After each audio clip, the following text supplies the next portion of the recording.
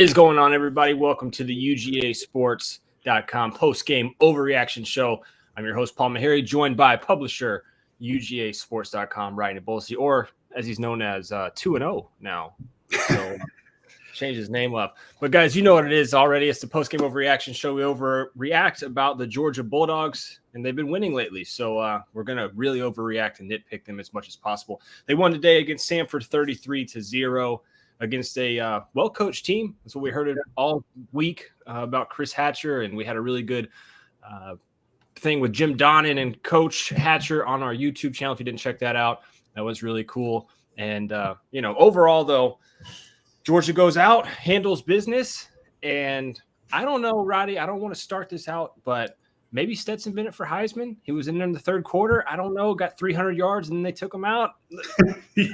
Yeah, he got like 294 yards. They threw a 6-yard out route. Like 300, take it, let's go. So that way they can put up on the graphics, 4 of his last 5 games have been 300-yard passing games, And remember, you're catching on. You're catching my drift. Now, I'm just saying, mid-season after he kind of took the job from JT Daniels, one of the big knocks on him was this guy's never even had a 300-yard passing game. And I'm like, well, he's also never run with the ones before, but he saved your ass multiple times. I think it's a little bit of a, hey, let's get him out there. And then we got to see Carson Beck and Brock Vandegrift.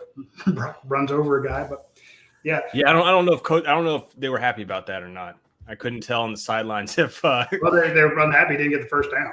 Yeah, that they were very unhappy with that, yes. But I couldn't tell on the sideline. I'm trying to tweet this out here. Overall, though, man, 479 yards for Georgia, 128 for Samford, only 19 on the ground for Samford. So we've got some folks jumping in. If you guys are new to the show, you can jump in with us. All right. So how you do that is you go into the description of the show, click the link, and you'll join in. You'll join into the waiting room. So you're not on the screen right away. You can join into the waiting room, and then we'll bring you on into the show. You can join with just your voice or voice and camera. If that's too much for you, a little stage fright, we understand. Put yourself into the comments. So we want to know where you're watching from. And we also want you guys to interact with us, because without you guys, this show is just boring. It's just me and Roddy. There's Pickless Cage already. I'm just here so I don't get finally appreciate you. But first comment right out the gate, Roddy, from Marshall Fleming, part of the fam, says worst offense showing since the USC game 4 years ago. I don't know if I agree with that. I mean, you had that's a long, right? Yeah, that's a long time ago. I mean, that's almost 500 yards of offense. No, but again, you scored 30 in the first half, and you kicked 739 field goals. That's not what you want to have happen. Yeah. You had Brock Bowers drop 2 passes.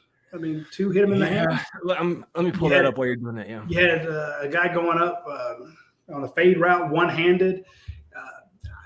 I don't know that Darnell Washington could have caught the one in the back of the goal line the way he was running. That ball was really high. He's a guy that's high, tall enough to go up and grab it, but that's a tough ball to get. Missed blocks. Point being, they almost every series they had until the final one in the first half they scored on, but it was a lot of bogging down due to mistakes in the red zone. So they scored on all of them, and you're up 30-0. Second half, you scored 3 points.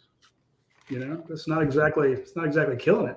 So, but here's the thing, guys. Remember, the guy across from Kirby Smart is Chris Hatcher. That's the guy who gave him his first coaching job. He got a job with as an analyst from Coach Donnan when he basically left the NFL, and he was being paid $8,000 a year.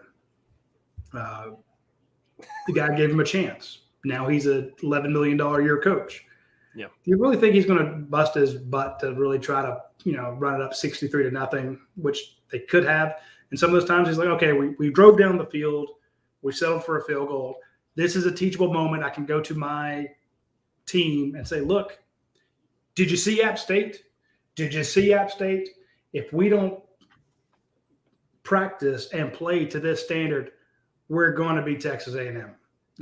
So you get all this, you get a lot of tape. You get to talk to the players how you're out of shape, because he said they were out of shape after the game. Just like, in other words, you get that Alabama game that incentivizing, that kind of kick in the pants that Georgia got in that Alabama game in the SEC championship, but you get it in game 2. Like he's going to treat this game like they almost lost. I guarantee it. So, you could hear it when he talked to the Alyssa Lang from SC Network at the end of the game. He was like, "Yeah, I'm not happy. I'm upset." No, and she kind of looked at him like, "What the hell are you talking about?" And he was like, "Yeah, there's a bunch of stuff that we need to work on." And he's going to use this to drive home that, hey, we scored 33 on Samford. I mean, the line's 52. We left so many points on the field. And yeah, I mean, that's 19. Vegas normally isn't that wrong, right? Yeah. So 19-point difference. And here's the thing, you could have. And okay, you pull the starters by the third quarter, bell third quarter. So, but again, your second team, Chris Hatcher said this about Georgia's tight ends. He said, I would be happy to have their 5th string tight end on my team. Yeah, Rylan Godey, Brett Seether, yeah. Yeah, he'd be happy to have either one of those. It'd be better than what he has. So, you're going to pull him, but it's still they're expecting you to score 52 points between friends after you just went 7 for 7 on touchdown drives against the number 11 team in the country. So, no, Kirby's not going to be happy with this. But we shouldn't be freaking out about it because they could have. They could have. There are a couple times they could have changed it up a little bit. But, yeah, everybody on that team can look at one good play that they had and one bad play they had. It's like Kearis Jackson and has a bad play, then he has a huge catch. Stetson Bennett, good throws, and then he takes a big sack, a big dumb sack that moves him way back. Dylan Bell catches a touchdown pass and drops that pass from Brock Vandergrift to hit him in the hands. Yeah. So I mean, every guy has a.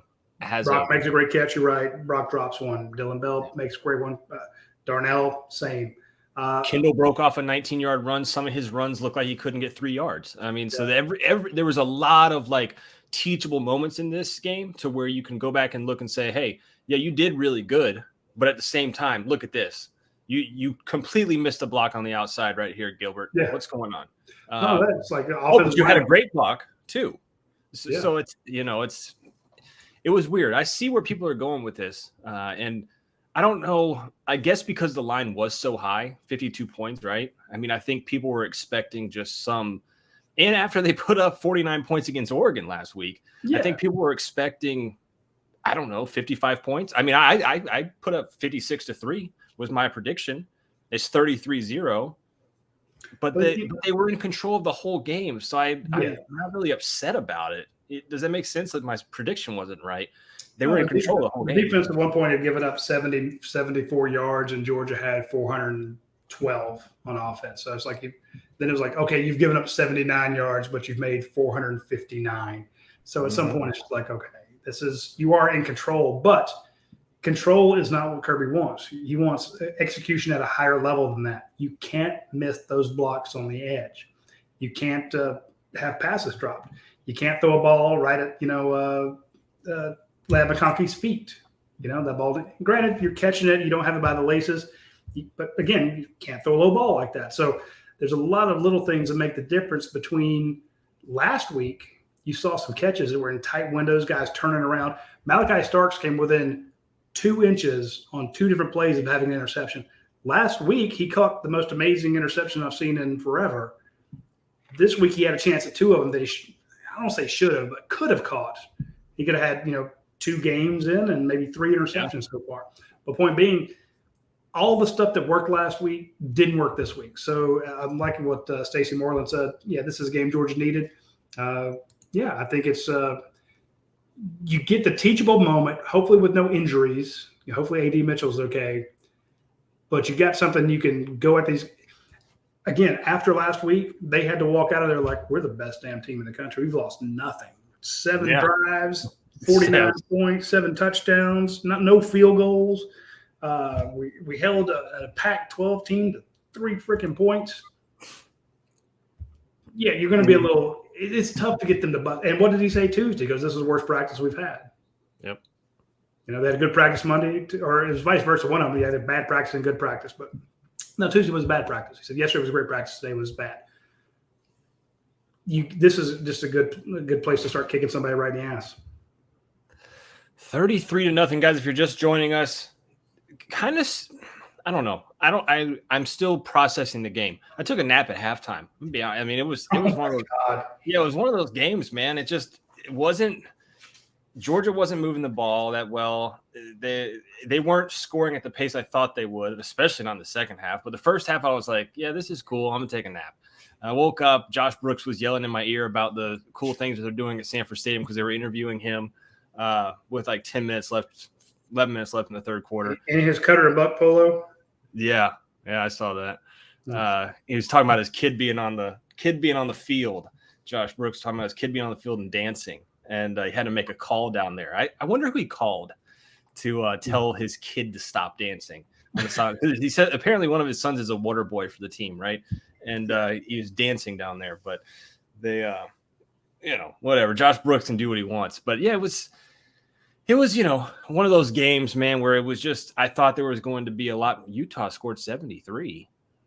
What? I think you can explain that to me. Yeah. It was just one of those games, man, where overall you're third down, you're 5 of 13. You didn't have a ton of penalties. You had 4 penalties. So everything could be worse. 15 less than what Alabama had today. I was going to say you could be Alabama, and you also could be Texas A&M right Texas A&M. So Texas A&M doesn't get you what it used to, does it? That's what I said. $30 million for their recruiting class, $1.5 million for App State to come into their stadium and then kick their teeth in. So they paid $31.5 million to lose and now not be in the top 10. So this is a weird year. I think if you just win, Roddy, there's going to be a lot of teams that are Notre Dame. I mean, the top 10, top 25 in general, I think is going to be very weird. It will be. And, to me, now, I wouldn't know this personally, but if you pay someone a lot of money to come in and dominate you like that, normally they wear leather and you have to agree to a safe word beforehand. So I've heard. But apparently Jimbo Fisher didn't know what the safe word was, and they got kicked in the teeth. I mean, dude, App State, shout out that. And again, I'm just poking fun at I know a lot of people at Texas A&M. It's a good program. They were headed in the right direction. This is a shocker in all of college football. But I do want to give a shout out to App State. And I had to ask Coach, I'm like, was this bigger than when they beat Michigan? He's like, yeah. I'm like, do we know what Michigan was ranked when App State beat them? Oh, I don't know. I think the App State wasn't the football program that they are now. App State was like nowhere near. Right. But again, you're able to say that, look, we've gone into Michigan, the big house. Yeah. And beat them. We've gone into Texas A&M, beat them. And if I'm Josh Brooks, I'm like, no, we ain't scheduling them anymore. Hell no. Hell no. Nope. Marshall Fleming says, sorry, people, but this is the overreaction. So you're exactly right. That's why we do it. We want to overreact. Paul in the comments says, Stetson threw one too high for Darnell and another too low for Ladd. This defies the laws of physics.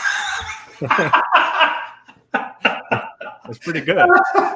That's my burner account. That's what I've been doing over here. I'm just putting this out. You're right. I don't know how you overthrow. I don't know how you overthrow Darnell.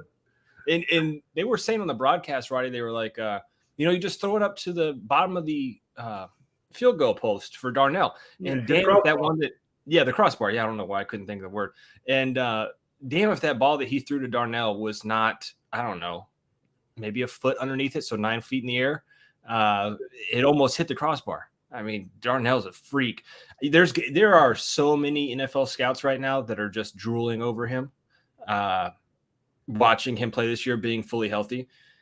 He's unbelievable, and he's only going to continue to get better. Yeah, no, he's right. Apparently, Tennessee pulled it out. Oh yeah, I thought let's take a look here. I thought they weren't going to. I thought Pitt was going to do it. I picked them in the Pick'em challenge that I'm in. But rushing, Kendall Milton's your leading rusher again. Kenny Mack leading receiver. That I should have picked that as I picked Branson Robinson getting a touchdown as my secondary prediction this year, if you will, for this game. I should have picked Kenny Mack. Edwards is being the leading rusher, but I was wrong there. You were very wrong, actually. Yeah, Kendall was Dejon had 6 for 23. Kendall had 10 for 85. But Kenny Mack leads the team again, 5 receptions and 61 yards. Wow.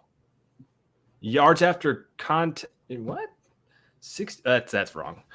I don't know. Jinx says running game, ? Little passes. McIntosh is on fire, but runs not so much. Milton did better.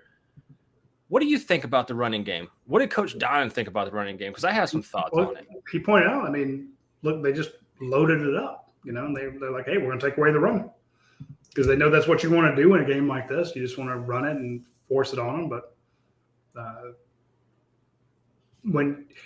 what did we see last week? Oregon said, well, hey, we got great inside linebackers. We got decent, but we don't have great secondary guys. So, Georgia's a passing team. When you did run it, what was the average per carry? It seemed to be average per carry 4 yards. You only had one guy average above that. That was Kendall Milton averaging 8.5. Dejan averaged 3.8 and McIntosh 2.1. Well, I'd say let's see what the average per carry was with the starters versus, when you start getting into everybody and their brother playing offensive line. All right, so you got set between Kenny McIntosh and Kendall Milton. You had 17 carries. Most of those guys, when they were running the ball, had the starters in there. That's 100 yards. 100 divided by 17. I'm not good at math. It's a little over 4. Yeah, but a lot of those are basically the passes are glorified runs. So when you toss the ball 2 feet to Kenny McIntosh, he runs at 30 yards. You got to count that practically as a run. The fact that you lobbed it to him, you didn't hand it to him. That was the 30-yard. It was the 30-yard pass. That's what it was. It's a pass of 2 feet, and to me, that is a run. To me, it's if it's forward, it's a pass. If it's backwards, it's a toss sweep around the edge. I'm like, come on. So again, no, I just don't think that Georgia is going to try to line up and mash a team. We did see it on that first possession of the third quarter. They're like, okay, we're going to try our running game and we're going to run power football, and they did. But it's just they're like, look, if they've got more guys in the line of scrimmage and they're filling up these gaps and they're giving us one-on-one at the top with Marcus Roseby-Jack Saint, they're not shadowing Brock Bowers. We're just going to throw it. So, what about? Not worried. No, I'm not worried about the running game yet. What about the finally seeing Kirby Smart at almost halftime running a 2-minute drill? We hadn't. I cannot think of the last time we've seen that. Kirby Smart being like, "All right, guys, hurry it up. Let's get to the ball." And then again, when have we seen that? I can't remember. It's been a while, but that's the whole point is you need to practice it. So this is I don't want to be disrespectful to Chris Hatcher. He came on our show. He was incredibly courteous to do that, but this is a scrimmage for Georgia. So it's like, look, the first time you do the hurry up, it's not when you're in a cuticle chewing situation with Kentucky or Florida. Let's practice it against Samford and see what we can do. And sure enough, they were doing kind of well. And then they had a bad play, got behind the sticks, and had to chunk one down the field. It's not exactly what they wanted to do. So now you come Monday, it's like, hey, guys, let's look at the film. Let's do our walkthrough. Let's see what you did right and did wrong. Tuesday, we're going to strap on pads. We're going to fix this crap. Tuesday is going to be it's something, right? When you win 33-0, it doesn't matter who you're playing. You win 33-0, and Tuesday's going to be straight hell for you. No, absolutely. And you're a player. You go out there, Stetson goes 24 of 34, 300 yards, a touchdown, had the touchdown on the ground. Tuesday's practice, it's Saturday night. He's already not looking forward to Tuesday's practice. No, he's like, damn it, man. Line, your linebackers, they're not excited about it. But again, if you can go 2 games, even if one of them's FCS, give up 3 points in 2 games with 8 guys gone to the NFL. That's pretty damn good. You want to bring on old Dane Young and Eddie from Ackworth? Absolutely. Bring them both in. Let's do it. Eddie, what's up? Evening, guys. How are y'all? What's up, man? Dane, what's going on? Jimbo Fisher. Look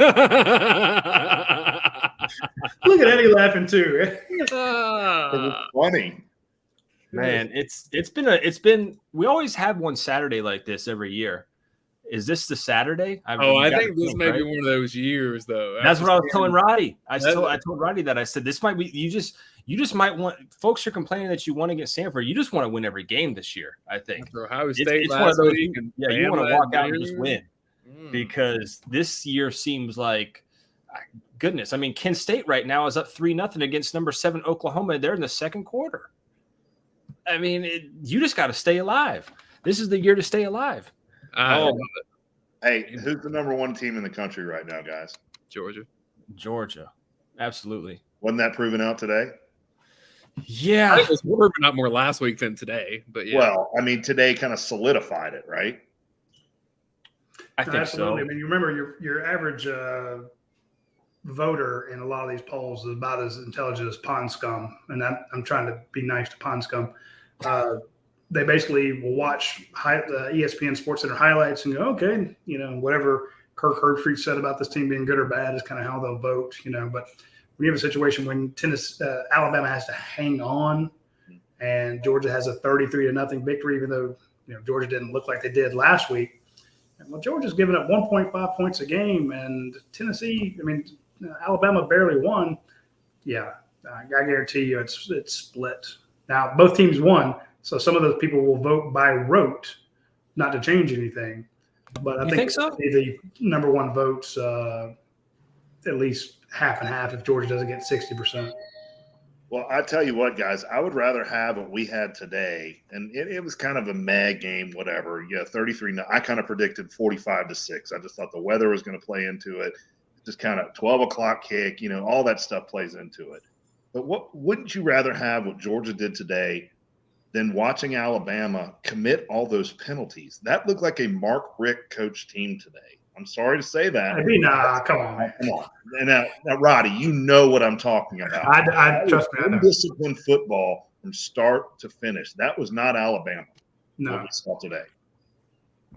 No, it wasn't. And I think, that had Quinn Ewers stayed in the game for Texas, they probably would have won that game. Yeah.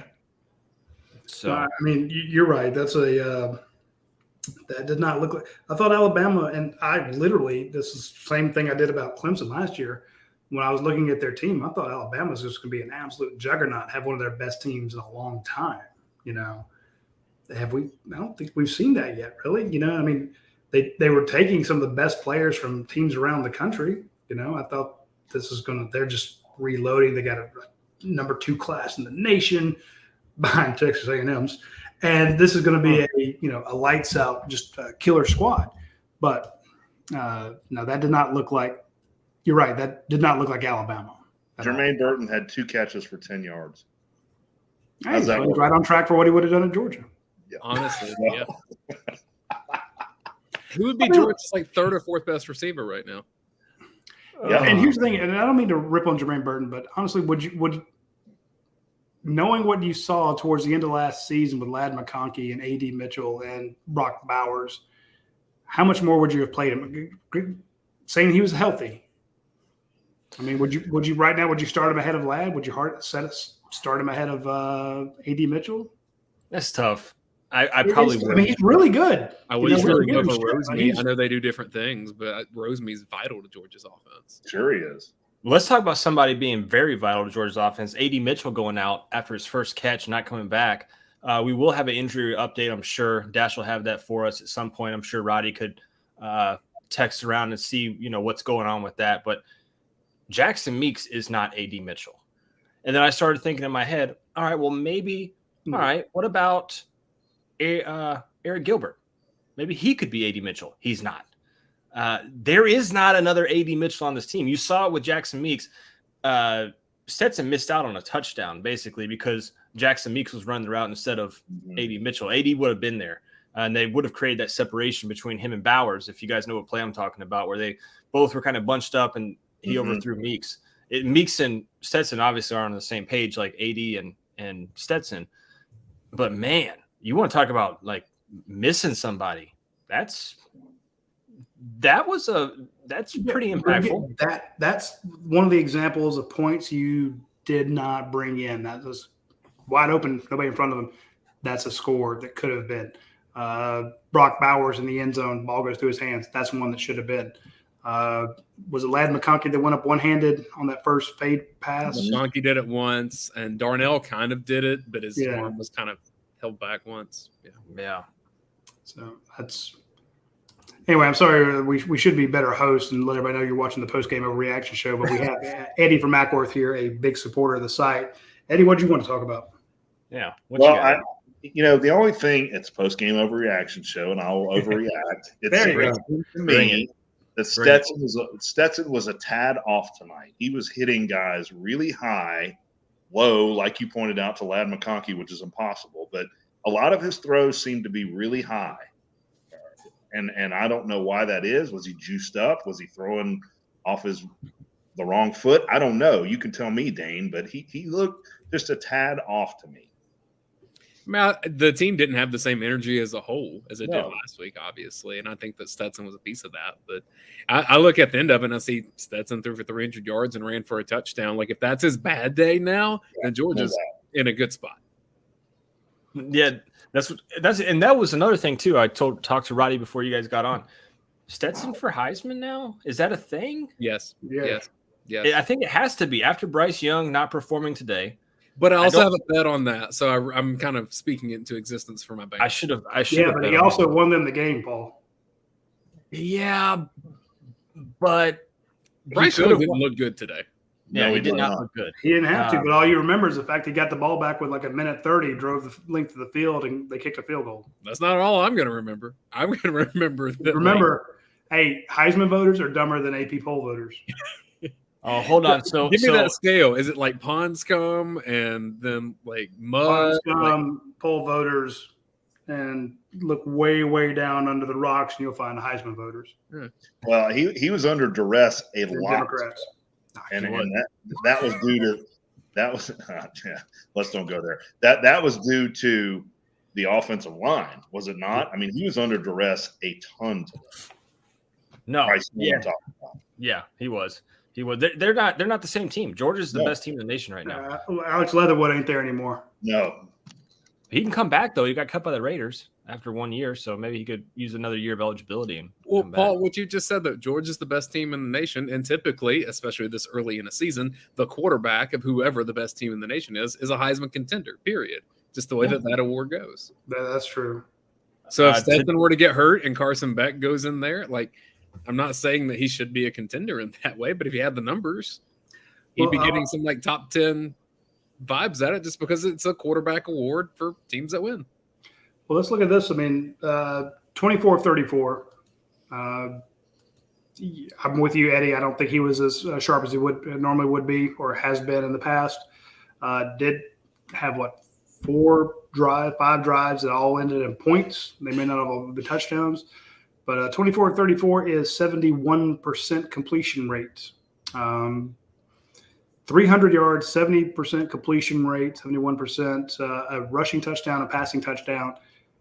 Compared to where he was, I mean, the UAB game, he was out of his mind. But for some of those other games, where he was struggling and everybody wanted him pulled for JT Daniels, you'll take today over anything that he had in the past. So point being, to the Heisman question, he had a Heisman-worthy performance last week, or at least to put him into the discussion, maintains it this week. Then he goes into South Carolina next week. So you keep having those type games, and then, yes, the Heisman people start talking about it because you are the number one team. You're the quarterback of the number one team. You've got a great backstory that's, they can do a 30 for 30 on. Then it just But you have to grind out those numbers every week, I think a lot of people, again, the Heisman voters will see that 300-yard game. Okay, let's vote for him. So, well, here's another thing too. Just comparing him to C.J. Stroud. C.J. Stroud had a pretty good game today for Ohio State against Arkansas State. He went 16 of 24 for 66% completion, so a little less than Stetson. He had 350 yards. He had 4 touchdowns. No touchdowns on the ground. Last week against Notre Dame, he only had 2 touchdowns, no touchdowns on the ground. So if you're comparing touchdowns, Stetson has 5, C.J. Stroud has 6, Stetson has 2 on the ground. So, that's a good point. Stroud, yeah, he should have had a few more passing because some of them were dropped in the end zone. Correct. So again, I've said this countless number of times. I expect each game to have 2 or 3 boneheaded plays from Stetson Bennett. An overthrow, underthrow, at least that's not hitting the dirt on a pass or way overthrowing a guy. There was maybe the overthrow that maybe A.D. Mitchell was underneath that long ball right off the bat to Jackson Meeks. But you're going to have that. But it's the rest of the plays where it gets you into the right call that I like. Sorry, I didn't mean to cut you off, Eddie. What were you going to say? No, it's okay. I was just going to say, what I love about this game is that we come off the Oregon game, and these kids heard this all week on campus, how great they were, how we're going to win another national championship. They were just boosted up all week long. We go out there and play 33-0, which it was not pleasing to us as fans to sit there and watch. It wasn't. This is the perfect game for Kirby et al. To take this team and say, you're not where you need to be. You're not as good as you think you are. We can't just roll the ball out there and expect to win. And he can take this and propel this team to another level based off a 33-0 win. I think who would have loved Georgia's game today? Jimbo Fisher. Yeah. Yeah. Ooh, good point. All right. I'm going to leave you all guys to it because it's – You hanging out with Fiddler? I have a date tonight because I'm going to wait a bit, though, because I need to try to stay up for Mississippi State. And so that kicks off in 3 hours. And so if I get too deep into my friends from Your ASW, love relationship Well, with, before you leave, tell us about Fiddler.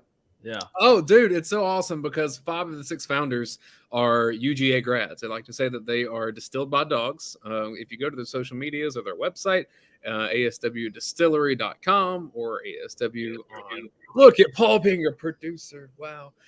This is cool. So the Braves are also in first place, and ASW's partnered with the Atlanta Braves, and they put out a bourbon with them this year, and we're going to keep needling them until they put out a UGA sports bourbon.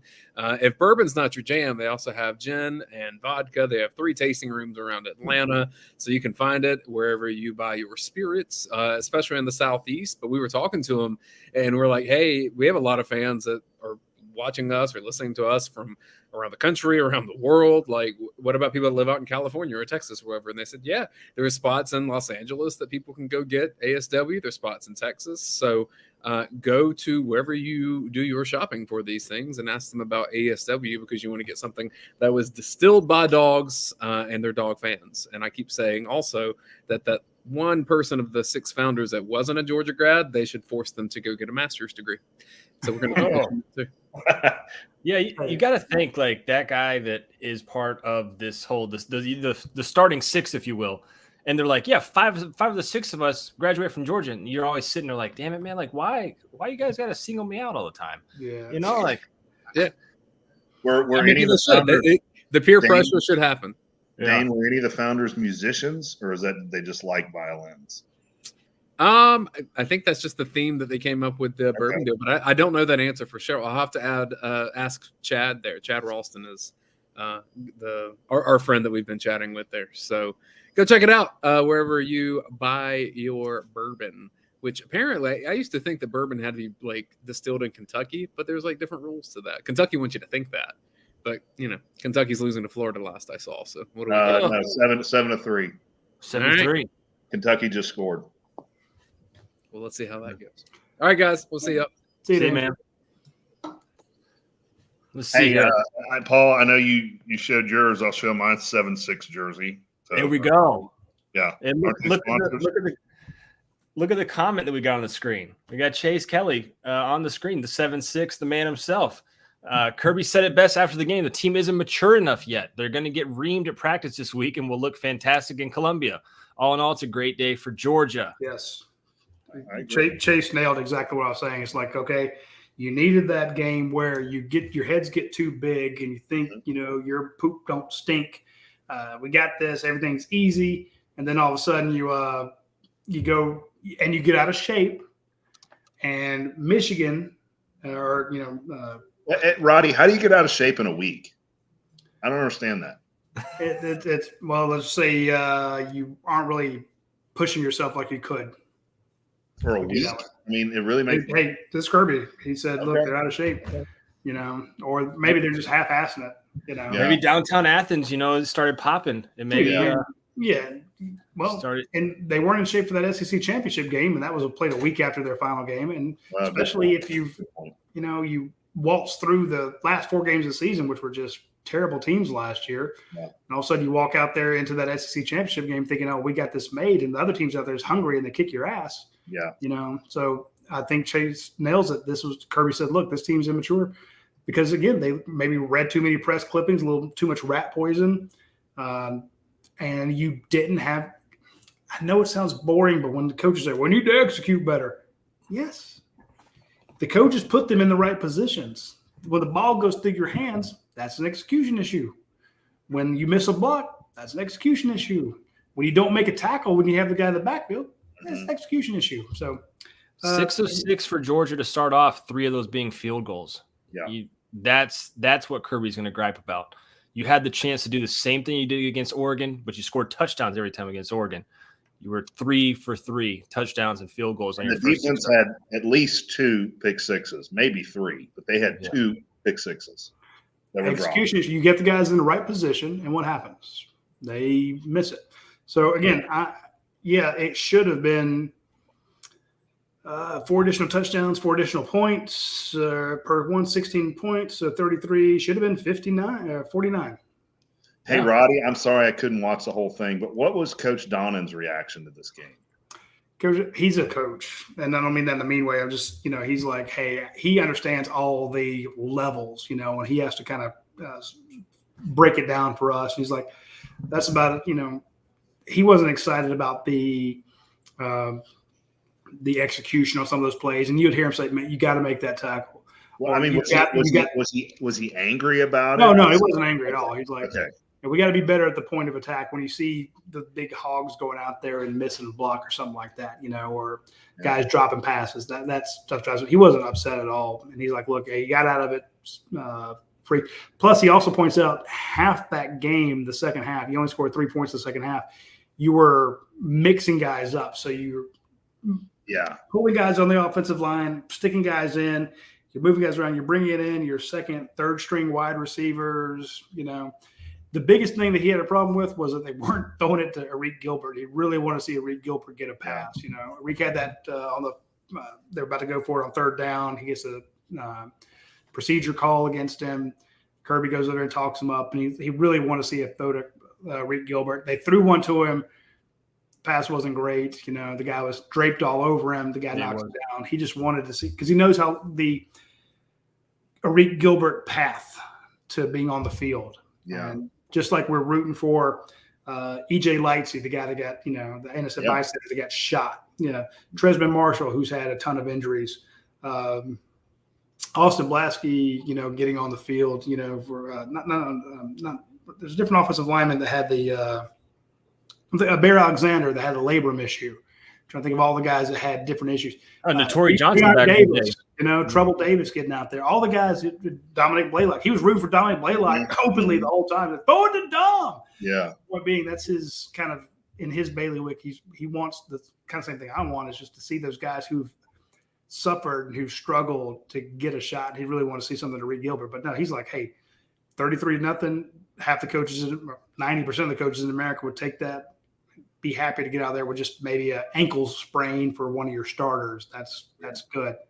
I think that's so valid what you just said, because I think a perfect example of that is when AD goes out and that pass, the bomb he threw to Jackson Meeks was just over his head. If that's AD Mitchell, it's probably a touchdown, because they had that timing worked out, right? You never had that with Jackson.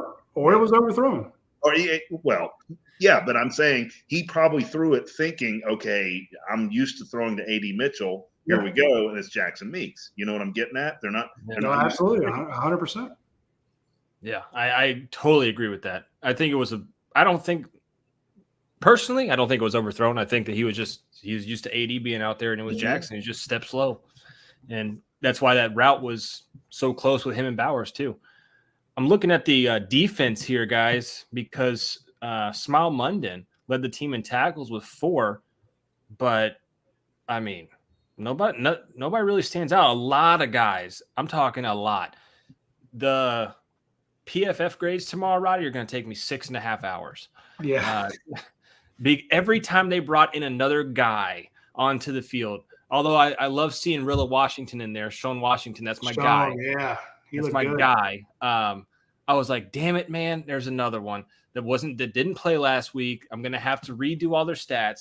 They put in a ton of guys, and it shows because you have, let's see here, you have 34 tackles, and I want to say you had 20 different guys make a tackle. I don't want to count them up all. 14 guys catch passes, right? Yeah. Yep. You had Marcus Washington Jr., who's supposed to be in high school right now. He had a tackle in this game. I didn't even know he played. It says EJ Lightsey had a tackle. I don't know if that's the truth. I think he did. That's one of the guys I was excited about because he got in. Remember, this guy was actually shot. He had bullets in his body, and he's back. So I'm excited for him. That's insane. I mean, yeah, you have guys on here that you might not see the rest of the year. Those two guys, Sean Washington, my man, got a tackle. Jonathan Jefferson got a tackle. Yeah, I mean, there's guys on this list, man. Bear Alexander got a tackle. Bear got in there. We saw the first time we saw Humphrey in the game. I'm pretty sure we saw Singletary in the game. This is again. Wasn't that Morissette's first game? Morissette got his first catch. Dylan Bell got his first touchdown. Yep. Should have had two. Michael Williams gets the first sack of the year. Mm-hmm. So, point being, there's a lot of good stuff about the game, but yeah, I mean, you still should have been 49 points. Oh yeah, and you know what the worst part to me, Paul, this played in your favor for our bet. It did. Yeah, it absolutely. Did. We're at 41 for the year. Yep, 41. we are. I was hoping for 50 or 60, and we'd be way up, and it's only 41 right now. So we have a stake bet, Roddy. I'm 40 plus for the year, and he's under that. Yeah. So that helps me out today. That helps me out a lot, actually. Yeah, it does. Because this is what game that you were relying on heavily to kind of boost your stats, and it did not go your way. So I didn't even think about that. I'm going to bring in Dave because we're talking numbers. Let's bring in Dave McMahon, the statistician at UGAsports.com, a guy who I've known since 1990, who works for CBS and Fox and ESPN and everybody else in the world. And Dave, give us your takes. Well, first of all, I want to know, can I get in bets with steak involved? I mean, that would be good for steak dinners and stuff like that. Lay it out there. Give us a bet. Okay. All right. But one of the things you said, I read 15 different players had a reception. Are you reading 14, or do you just try to add? I just remember 14 was when I stopped counting. 15, right. Yeah. So it's 15. I have 15. Was 15. Yeah. Unfortunately, Georgia's record books, they don't have anything about what's the most in school history. I do have in the recent 25 years or so, there has been twice Georgia 13 receptions in the game. That was against Arkansas State a couple years ago in 2019, and again and against Appalachian State, who had a pretty good day today. When Georgia played them in 2013, Georgia also had 13 in that. The last time an SEC team had 15 was Alabama against Georgia State back in 2013. So, I mean, that hasn't happened in the SEC since 2013. Almost 10 years. We have 15 different guys catch the ball. I apologize for getting the show late, so I don't know if you mentioned a lot of the some of the cool stuff. Stetson Bennett now is second all-time in Georgia history for completion percentage in a career, which the number that surprises a lot of people. Number one will be Hudson Mason, and this is that doesn't surprise me. I remember when he was on a tear. Yeah, Hudson Mason is first, Stetson is second, Fromm third, Aaron Murray fourth, and Zaire fifth. Old Zaire. It's still holding on to top five. If you look at the Georgia media guide, it's worded kind of weird, but yeah, it was Hudson, Stetson, Fromm, Murray, Zaire. Another thing I thought was kind of cool is Dave, isn't that kind of unfair though? Because Hudson, I'm not knocking Hudson, but he played less games than Jake Fromm over his career. Or Aaron Murray. They have a category they have is that Georgia goes by is 300 minimum attempps.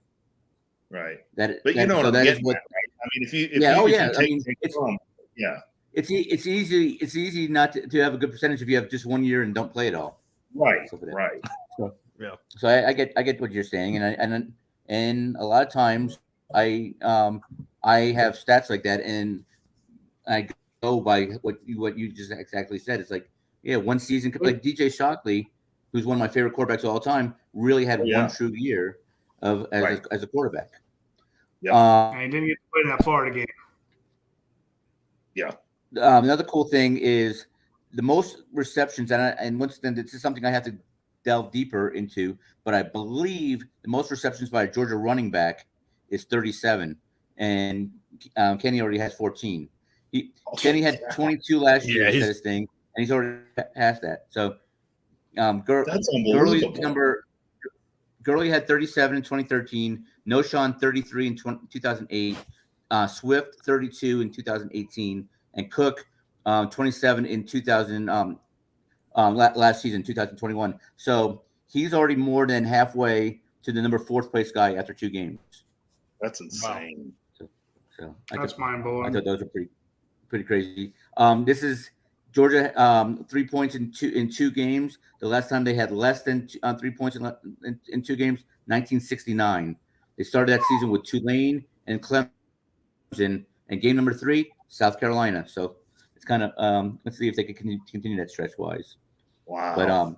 But if anything, if you guys want to talk to amongst yourselves, or if you want to send me a question, I can try to look it up. But I'm here in cold, damp, rainy Colorado Springs, Colorado. That's what I was going to ask. Where are you right now? Yeah, that is the question a lot of people ask. Colorado Springs, which it rained and it's like 55 degrees all day, so it's not quite still summer weather. Was it raining all day in Athens? No, it was supposed to be. It was supposed to just be a downpour today, and it rained early this morning, and then that was it. And it was very pleasant too, wasn't it? Yeah, but it was. I didn't know it was as humid as it was. It said like 93% humidity because I saw Stetson on the sidelines just drenched in sweat, and I was like, "Hold on!" I walked outside and I was like, "Oh, yeah, it's 70 degrees, but it's pretty humid out here. Playing some ball, he's sweating." Stetson mentioned not this past week, but the week before about like he likes it with his short hair now when how hot it is. So maybe it's a word to a lot of these other guys. I've been keeping short hair for a long time too. So. Yeah, like you got a choice, Habibi. But hey, Dave, we got Ben Bachman on waiting, so we're gonna pull him on if he's his camera will turn back on. There he is. Oh God! All right, Dave.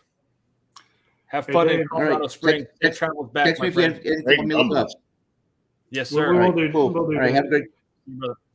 I want to give a shout out to Dave. Dave's one of the hardest working guys I know. He's always in a different city, busting his tail, working different games. He's done everything in production truck, Red Hat, executive producer. He's a statistician. I always appreciate when Dave can be on the show because he's always doing a million different things. And the people in this industry whose names you know and people you talk about reach out to Dave all the time and ask him to look up stuff. And when you watch a game, they're like, this is the 17th time in 28 attempts that so-and-so has done X. And you watch he's on CBS or Fox or something like that. It's something Dave came up with. And for years, he's come up with the Affleck trivia question, which was hilarious because we know it ahead of time, and that's always look good on the watch-along show answering the question because sometimes, Dave would be like, here's what I'm going to do this week. So shout out to Dave. He's one of my best friends, and we appreciate him being here. And he, on our trip back from Las Vegas last year, upgraded me to first class and took a seat. Eddie, I don't know. You probably a man of desire. He's means. Look at that. Yeah. He's rich. No, yeah, you've probably gone first class, right? Time or two. But have you gone first class from Las Vegas to ATL before? No, not that trip. I'm talking the whole seat laid down. I was underneath this. I felt uncomfortable. I felt like I was in a coffin, like because the whole thing laid down. But I laid back up. Ladies bringing snacks over, drinks over. I'm watching Rick and Morty on this huge TV. Just living the life, man. Hey, Paul, the last trip I took to New Orleans was a private jet. That was pretty awesome. Oh, excuse me. I told you Eddie's rich. No, I'll explain that to you guys off the air. There's a reason. Hey, before we bring on Ben Bachman, that trip reminds me of that Vegas trip somebody was ratting out what happened last week on that Vegas trip. And remember, what happens in Vegas stays in Vegas, My snitch, man. But while we were out there, Dry snitching. we had some fun with some friends of ours from the Rogue Shop. There you go. Now, here's the thing. I said last week the Rogue Apothecary because that was one of the names that the Rogue Shop used to be.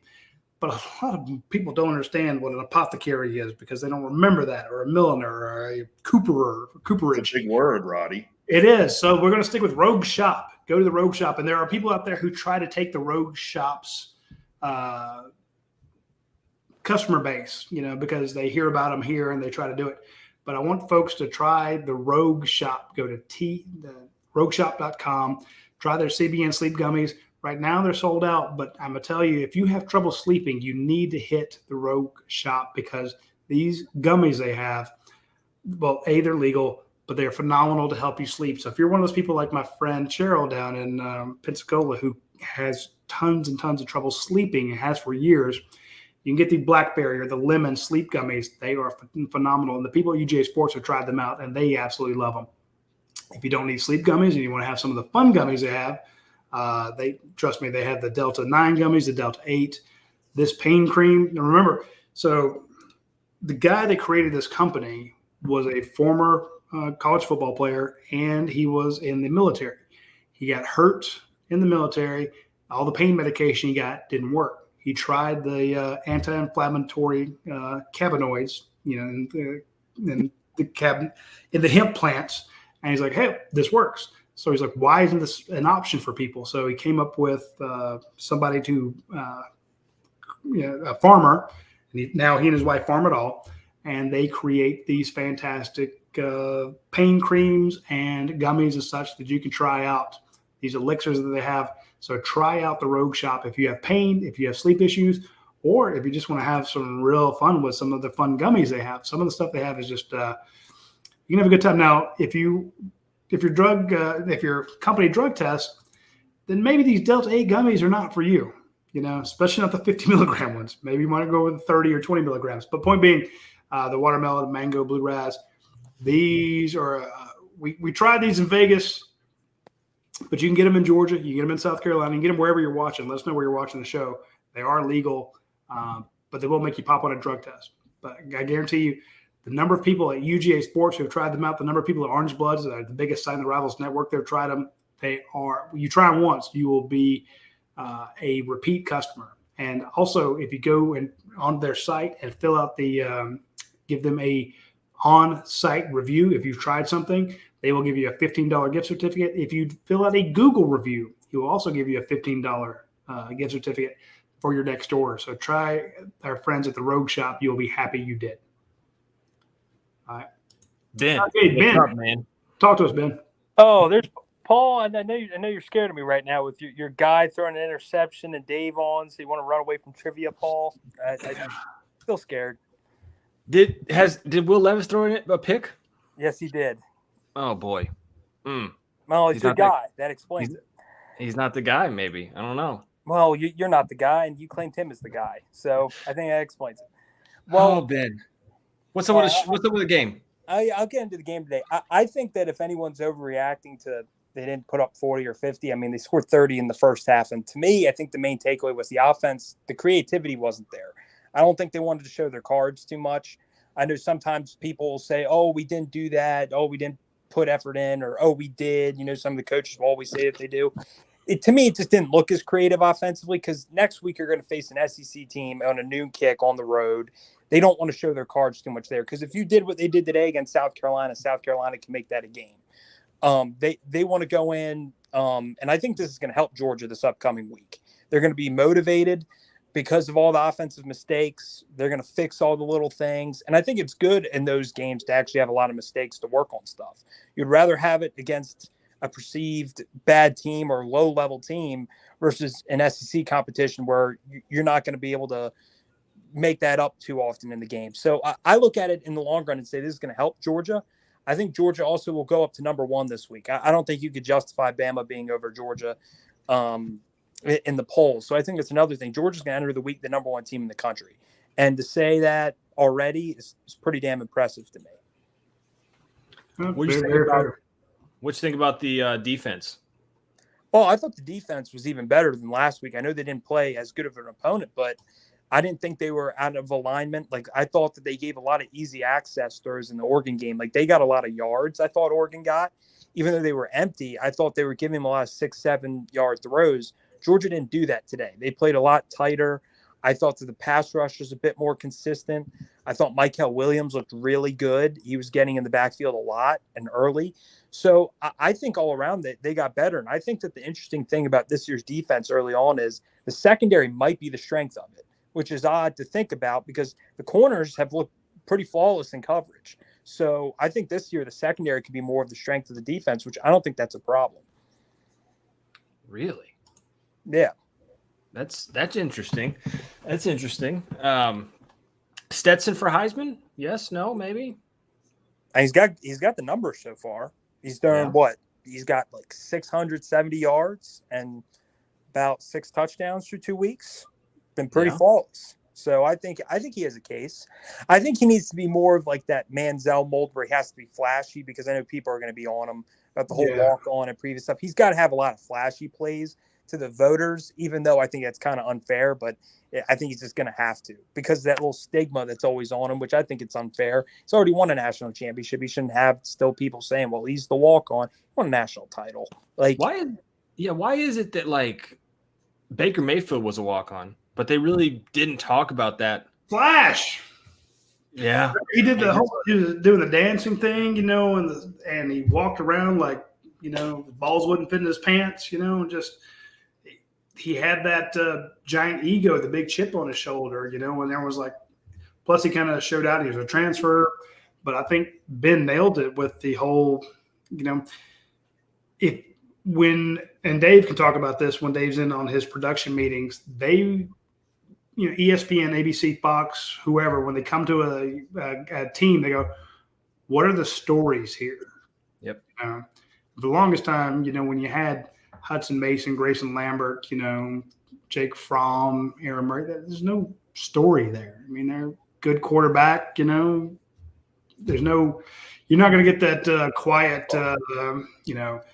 this kid grew up the son of a sharecropper, in rural Alabama. And, it's just never that kind of dad was murdered by, Hell's Angels group, when he was 14. They need these just rags to riches type stories, and they haven't had that in a long time. But they also need the kid to either be like super humble, and put up crazy numbers that they remember the DJ Unga Alele. Before his first game, they were pitching him like the next trying to think of the Gainesville quarterback, Deshaun Watson. Yeah. They were all, they sat down with him and I'm like, dude, we haven't done anything yet, but you're getting your own segment on College Game Day. You need to have that kind of that big story, that big personality. Stetson has it, but he's so reserved, and he doesn't fall for he doesn't fall in that narrative. He doesn't fall in that big story, even though he has a great backstory. But so you need those kind of flashy numbers. So when Baker Mayfield was putting up those crazy numbers, you're like, oh, wow. The LSU quarterback. Burrow. Again, remember, this is where he was. He transferred and put up crazy numbers, and then they love a big personality so that when you produce that, 2-minute, 3-minute segments on all these shows, you have that kind of thing to go to. So that's like, oh, well, he's a walk-on. And he is still, even though he's been on scholarship for, 3 years, he's still the walk-on guy. But now he's, got that title. And I think if Ben hits it, you start putting up those numbers. Now all of a sudden, people start talking about you like a Heisman Trophy guy. You gotta let him swing a little bit too, if you know what I'm saying. You gotta let him. I think that's what he's doing. I think that the whole Staquavius thing and like every little thing Bennett's doing now, he's in his zone.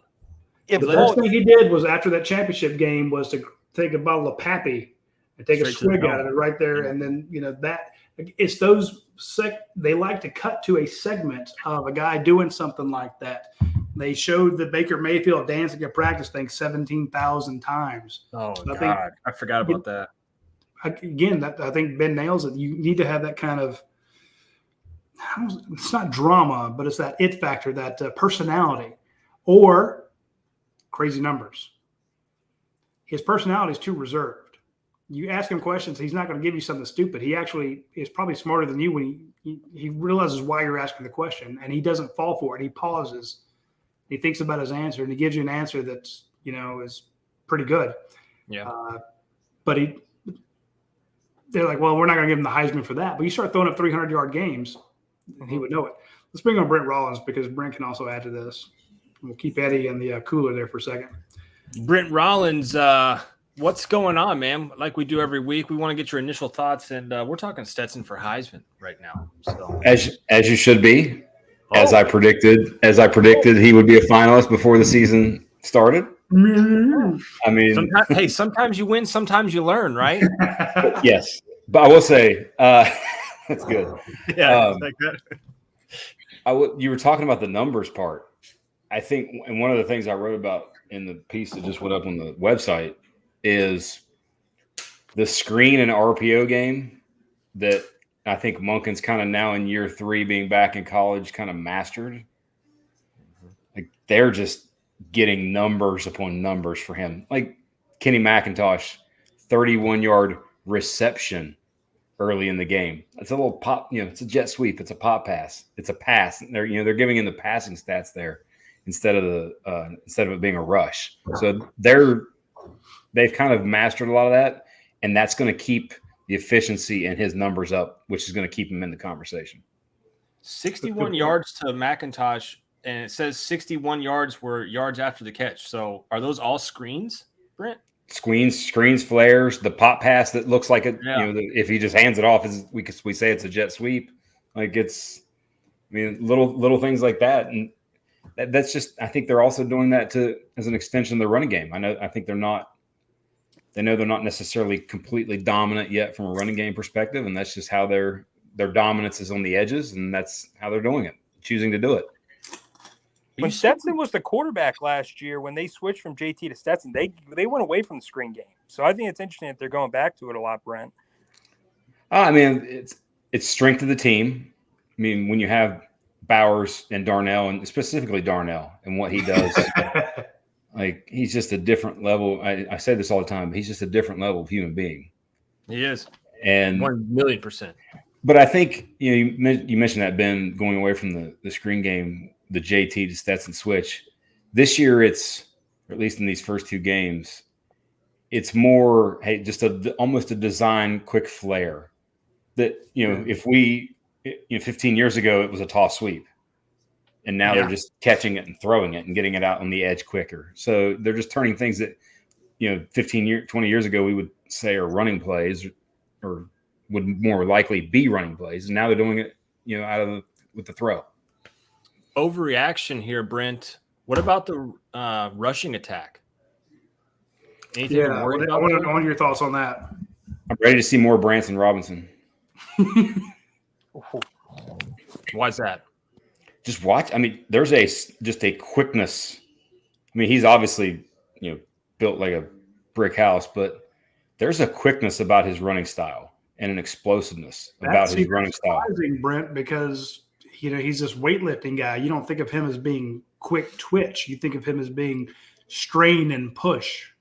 And I do know that I was told that they were a little worried about how much weight he lifts, and they kind of told him, hey, you need to dial it back because we don't need to have you. You remember Jordan Davis's first year? He hurt his back lifting weights, because he's putting so many plates on there.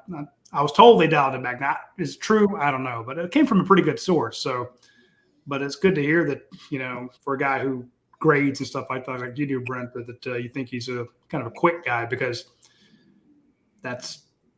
I mean, I just see explosiveness.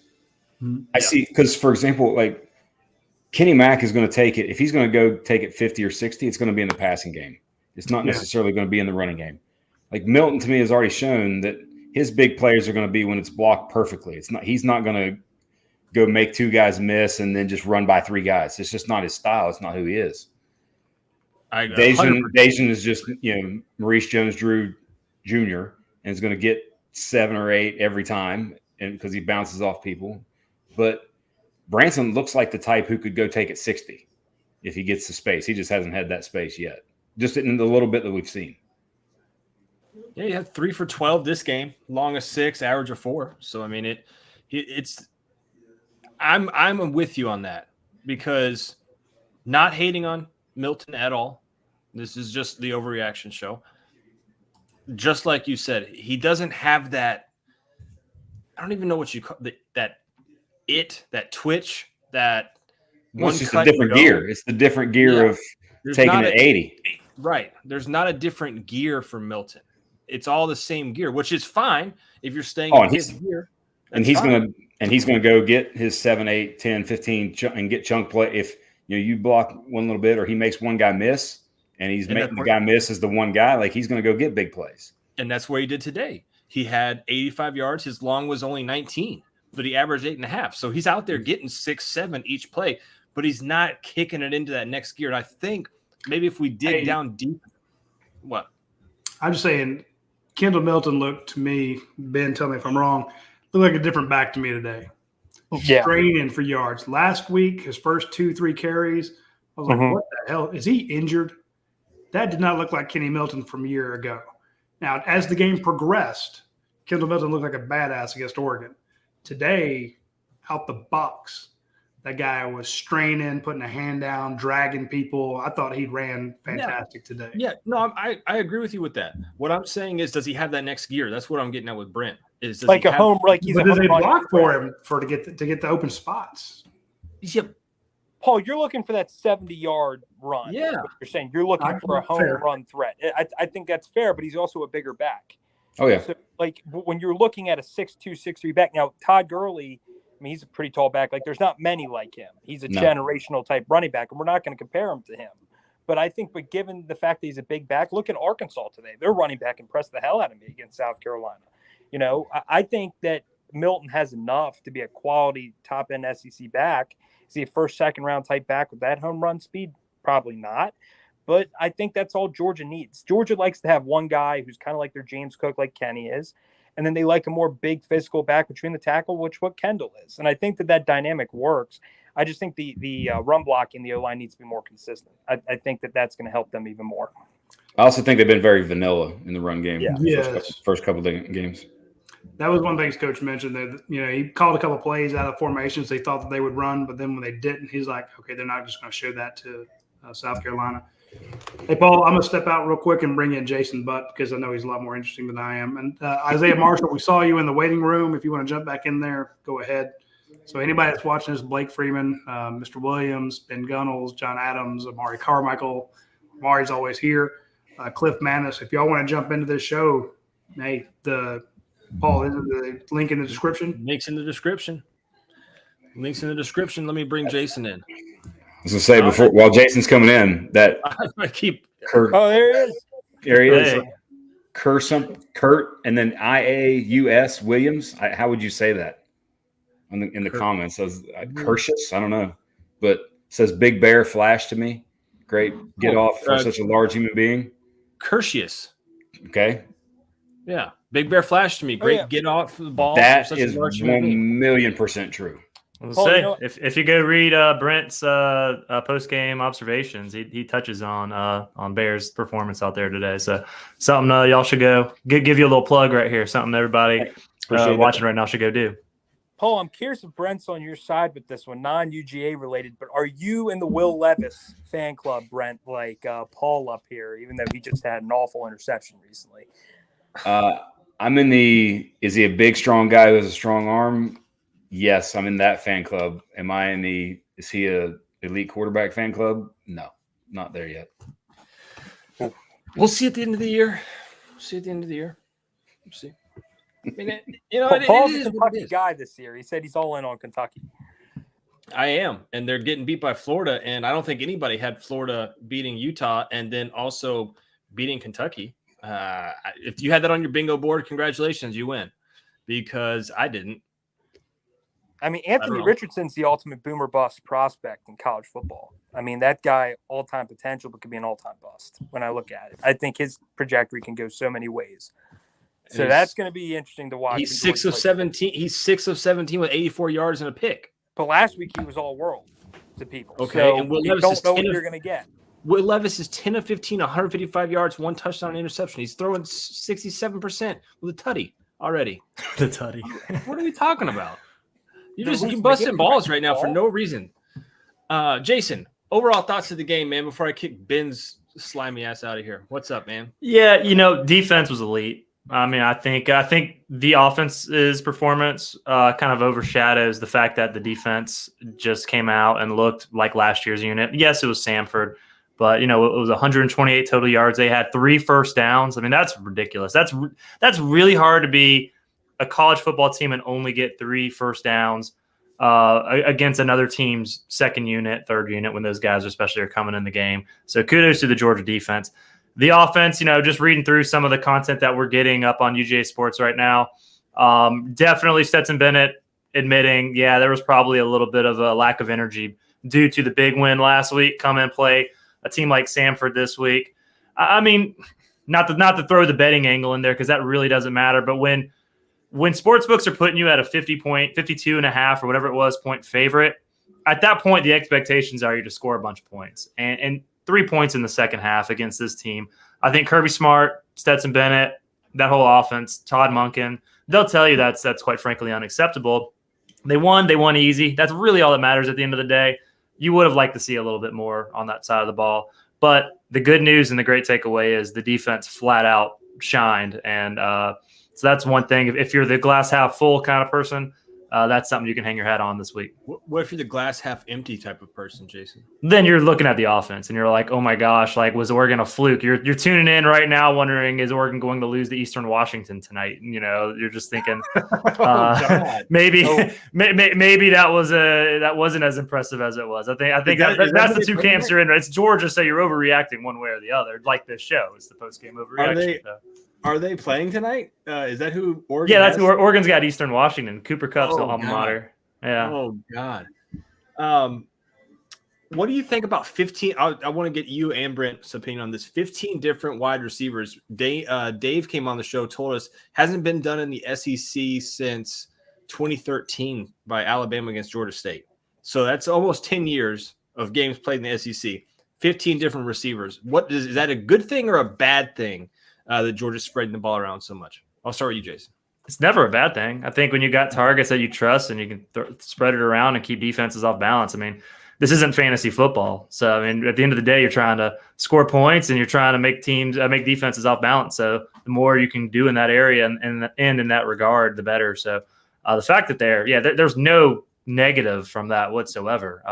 I think given we talked about this on the Sunday call-in show before the season, this team as of right now heading in, it didn't look like there was a big time, big time number one NFL type receiver. Yeah, NFL guys, I should say, number one, like elite go-to guy in the NFL on this roster right now at strictly the receiver position. So therefore, I think spreading it out is a great thing. You got a lot of number twos out there. You got a lot of NFL caliber guys who can be number twos at the next level, and that's great. And so you distribute the ball, make teams have to guess, get it to those 2 tight ends, and you're sitting pretty down the road. I think the offense definitely. It didn't look like they were terrible out there. It really looked like they kind of overlooked Samford and thought they could just pick up where they left off without having to do a whole lot like they did last week. That was just my interpretation of what transpired on offense. Brent, the reason I'm asking, is it a good or bad thing with the 15 wide receivers? I love your point, Jason, is you look at a team like Alabama last year who had 2 guys that were just all world. Georgia doesn't have that. So do they have to go this route of the 15? Is it going to dwindle down into 7 or 8 guys? How do you see this progressing? Because they passed to a lot of guys last week as well. It wasn't 15, but it was close. You're making the points that I wrote in my piece, Paul. You're doing a phenomenal job of selling baby. it. Sometimes you win, sometimes you learn, Brent. That's right, I won right. this one. I won this one, bud. 10 guys now through the 2 games have at least 3 catches. When was the last time that happened? Like it's it's spreading the wealth to the degree that makes you unstoppable in my mind. Like if from an offensive play calling standpoint, while I would love to have a Devontae Adams or the Cooper Kupp that goes and wins all the time, and you go throw it to him every situation that you have in a tough situation. From an offensive play calling standpoint, I'd rather have you not be able to give any one key. Now, I will say it all to me starts with Bowers. Bowers is that one guy who you as a defensive coordinator better account for on every play. And if you don't, he will, just like we saw on the play up the middle of the field. Like he was an inline tight end there, wasn't as a stand-up kind of slot guy. Yep. Like he's unguardable in a way. The ability to go catch the ball like he did in the air, all that, his speed, all the things that he does, that makes him that one focal point. But having all the different guys that you can throw the ball to and rotate, I think it just makes you that much more dangerous. It makes your offense that much more diverse. It's like investing, right? What do they tell you when you invest money? Diversify. Like you don't put all your eggs in one basket. Same but thing. you could have put them all into Google when it first started and be a trillionaire right now. Paul, also look at the opponents. You said Alabama did that to Georgia State and Georgia did it to Samford. So like you had the ability to. This wasn't a game where it's like we have to have our best guys out constantly. I think it's good for the long run. It's good because you can get your depth in, and I think it's a good experience for the guys. So I think it's hard to do that. You don't want to start focus. When do you want to start focusing in on your 5 or 6 guys so that when it comes time? I thought in the order they gave a bunch of touches to Ladd McConkey and A.D. Mitchell, and I think they tried to get Darnell in the game plan a decent bit last week. So I think they kind of started it last week, Paul. Well, I'm saying the stats. I mean, when the snaps. I mean, the snaps last week. Like it was like Darnell, Brock for the most part in the tight end room. Ladd, A.D. did not really come off the field rarely. It was a sprinkle in of Kyrus, Rosemy Jackson. Like those 4 guys are the main 4. Yeah. I'm just playing devil's advocate here. I don't know if you. It is the POS. It is the POS, man. I don't know how many spoons you can get in there to stir if you have wide receivers. If 15's too many, or is it just the perfect amount? It seems like you could be Texas A&M. Yeah. Also, it's nice that Jason's here. Jason, I think our freshman bet from week 1, how awful Paul's pick was fantastic. His 30-yard prediction for Dylan Bell. And I called Starks getting the pick. You're welcome, Paul, since I still own you. Hey, Dylan Bell played well. You were a week off on Dylan Bell. I was a week off, and so was Eddie. Eddie's still here with us. He was a week off. He said Michael Williams was going to get a sack, and Michael started. I'll give Eddie some props.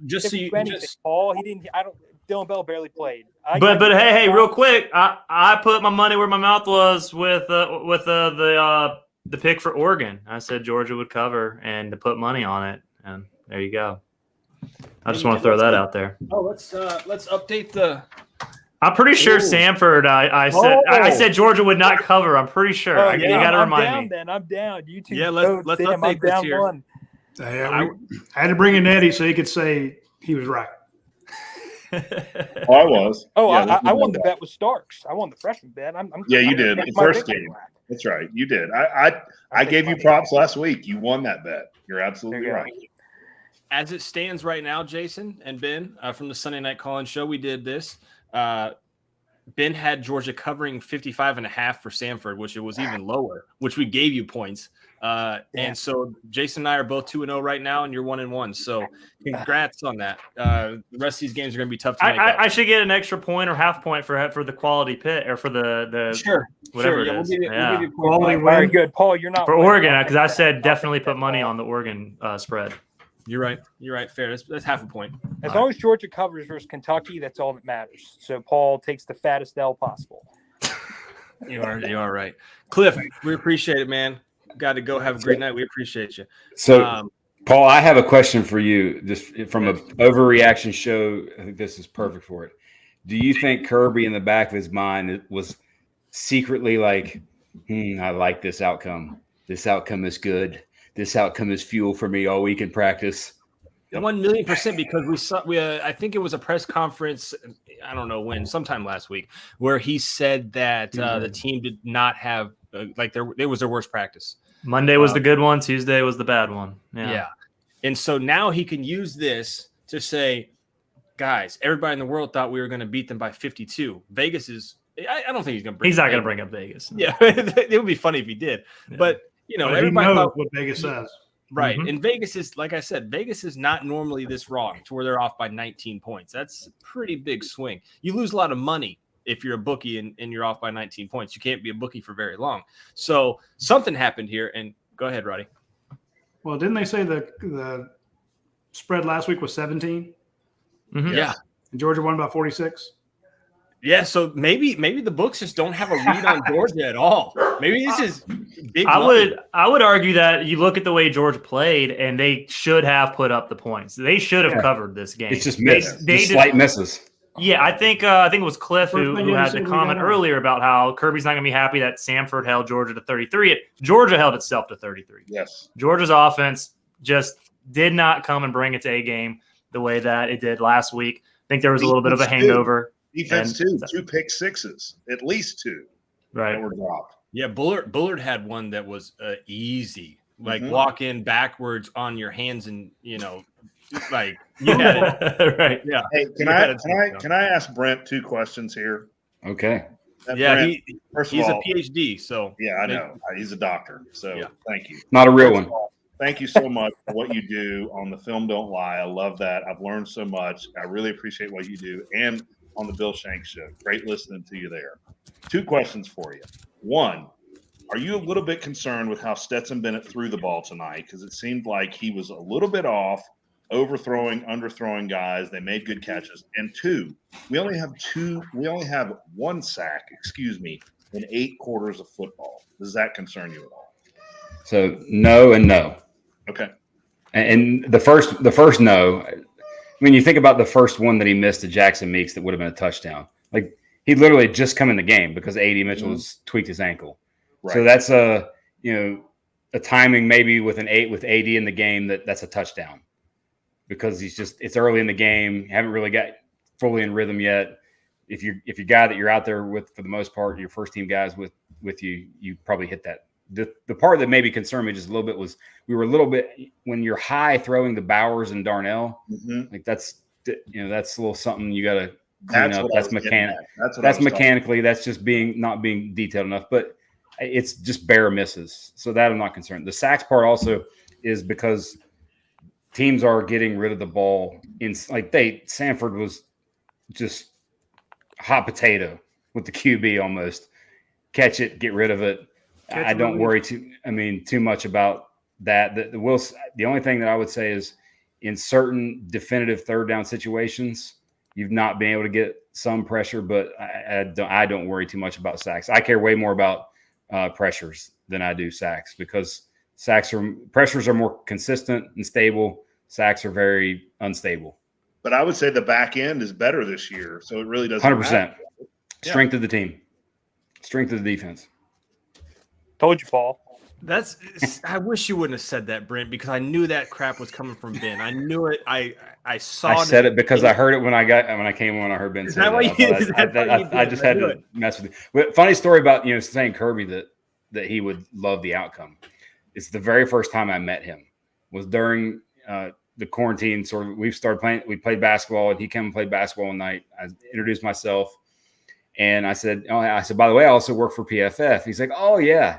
And this is his first words to me in any conversation. You're the guy who tells them they're great, and I have to bring them back down to earth. Nice. First thing he says to me. So he's always looking for fuel to bring people back, and coach and bring them back down to where they want to be. Speaking of Eddie, I'll tell you this. I was speaking to a guy who knows Kirby really well. And after that Tuesday press conference, when he said this was the worst practice we had, as Jason mentioned, that Monday was like one of the best practices we've had. Tuesday was one of the worst. And he said, I can tell you right now, I knew Kirby was going to say it was the worst practice they had. Doesn't matter if they had it good or not. That's a message to kind of kick them in the butt. It may have been even a good practice, but he was going to tell them that because he wanted to bring them down to earth, So I think Brent kind of nails it with the whole the idea that Texas A&M losing, perfect for him. Texas almost beating Alabama, perfect for him. Notre Only Dame. 3 points in the second half, perfect for him because again, when you go in Monday and that practice Tuesday is going to be tough, when he pushes these kids to the grindstone, it's tough to say, look, you guys need to step it up after you've won 49-3, but when you've only beat a team that you should have won by 52, and he can say, look how many points we left off the field.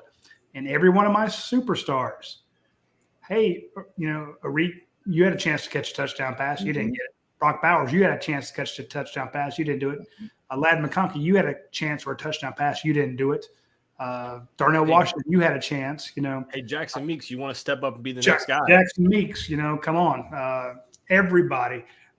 The pick sixes that Eddie mentioned, there are two, at least three. I mean, you should have had 2 pick sixes, one from Javon Bullard, one from Malachi Starks, and Malachi should have had another pick. Mm-hmm.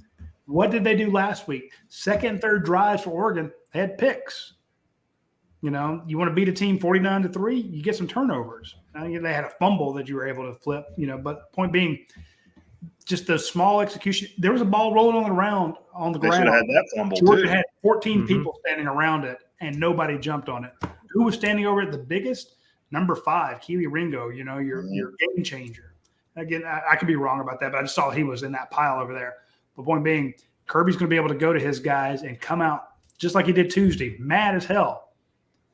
Even though, you still did really well, and he'll be able to use this as motivation going forward. So I think Jason, Ben, and Eddie nailed it.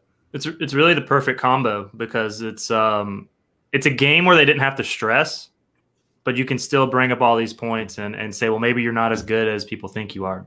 And it doesn't cost you an SEC championship. Exactly. And you didn't lose, and you didn't have to put all your plays on the field in a tight game like Pittsburgh and Tennessee tonight. Yep. And it's a really good combo. It's a weird type of wake up call. I mean, I don't even want to call it a wake up call, but no, it is though. I think it is. It's interesting because I'm looking at some of the comments, and one that stood out was we're complaining about winning 33-0, and I mean, honestly, when the offense doesn't perform the way they perform, you're gonna question it. And the thing is, I don't think that there's anything to worry about long term. It's just they didn't play well, and I think that you can use a game against an FCS opponent where you shut them out, and you can still hammer the points that everybody here is saying, while at the same time, in the moment, you didn't have to stress or worry that that something was going to go wrong and there was going to be some sort of App State moment happening at or Nichols for that matter. That was the closest that that sort of thing's ever happened in Athens. So it's totally irrelevant. I get it. It doesn't matter. Who's the number 1 team on Tuesday? Georgia. You think it will be? I don't. No, it'll still be Alabama. Jason knows these voters better than anybody. It'll still be Alabama. I think so too. I told you they're prime scum, man. I mean, Texas isn't a ranked team, obviously, and I don't think anybody expects to move up. They'll move up. But Texas has the name recognition. Playing a team like Texas that has good players on the roster, on the road. You really think Georgia? You think Alabama's still going to be number 1? Yes. Yeah. Why? Who's jumping Georgia?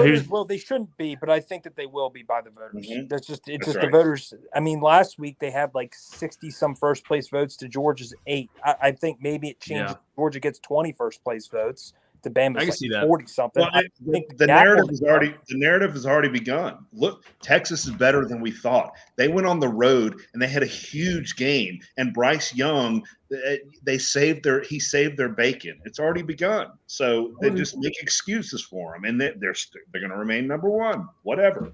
But really, you could also make excuses that they beat the backup injured quarterback. I mean, they took out their starter, and then the backup quarterback was limping the whole time. He couldn't put much weight on his leg. Wait, so injuries doesn't have a quarterback. Basically, injuries are an excuse, or they're not?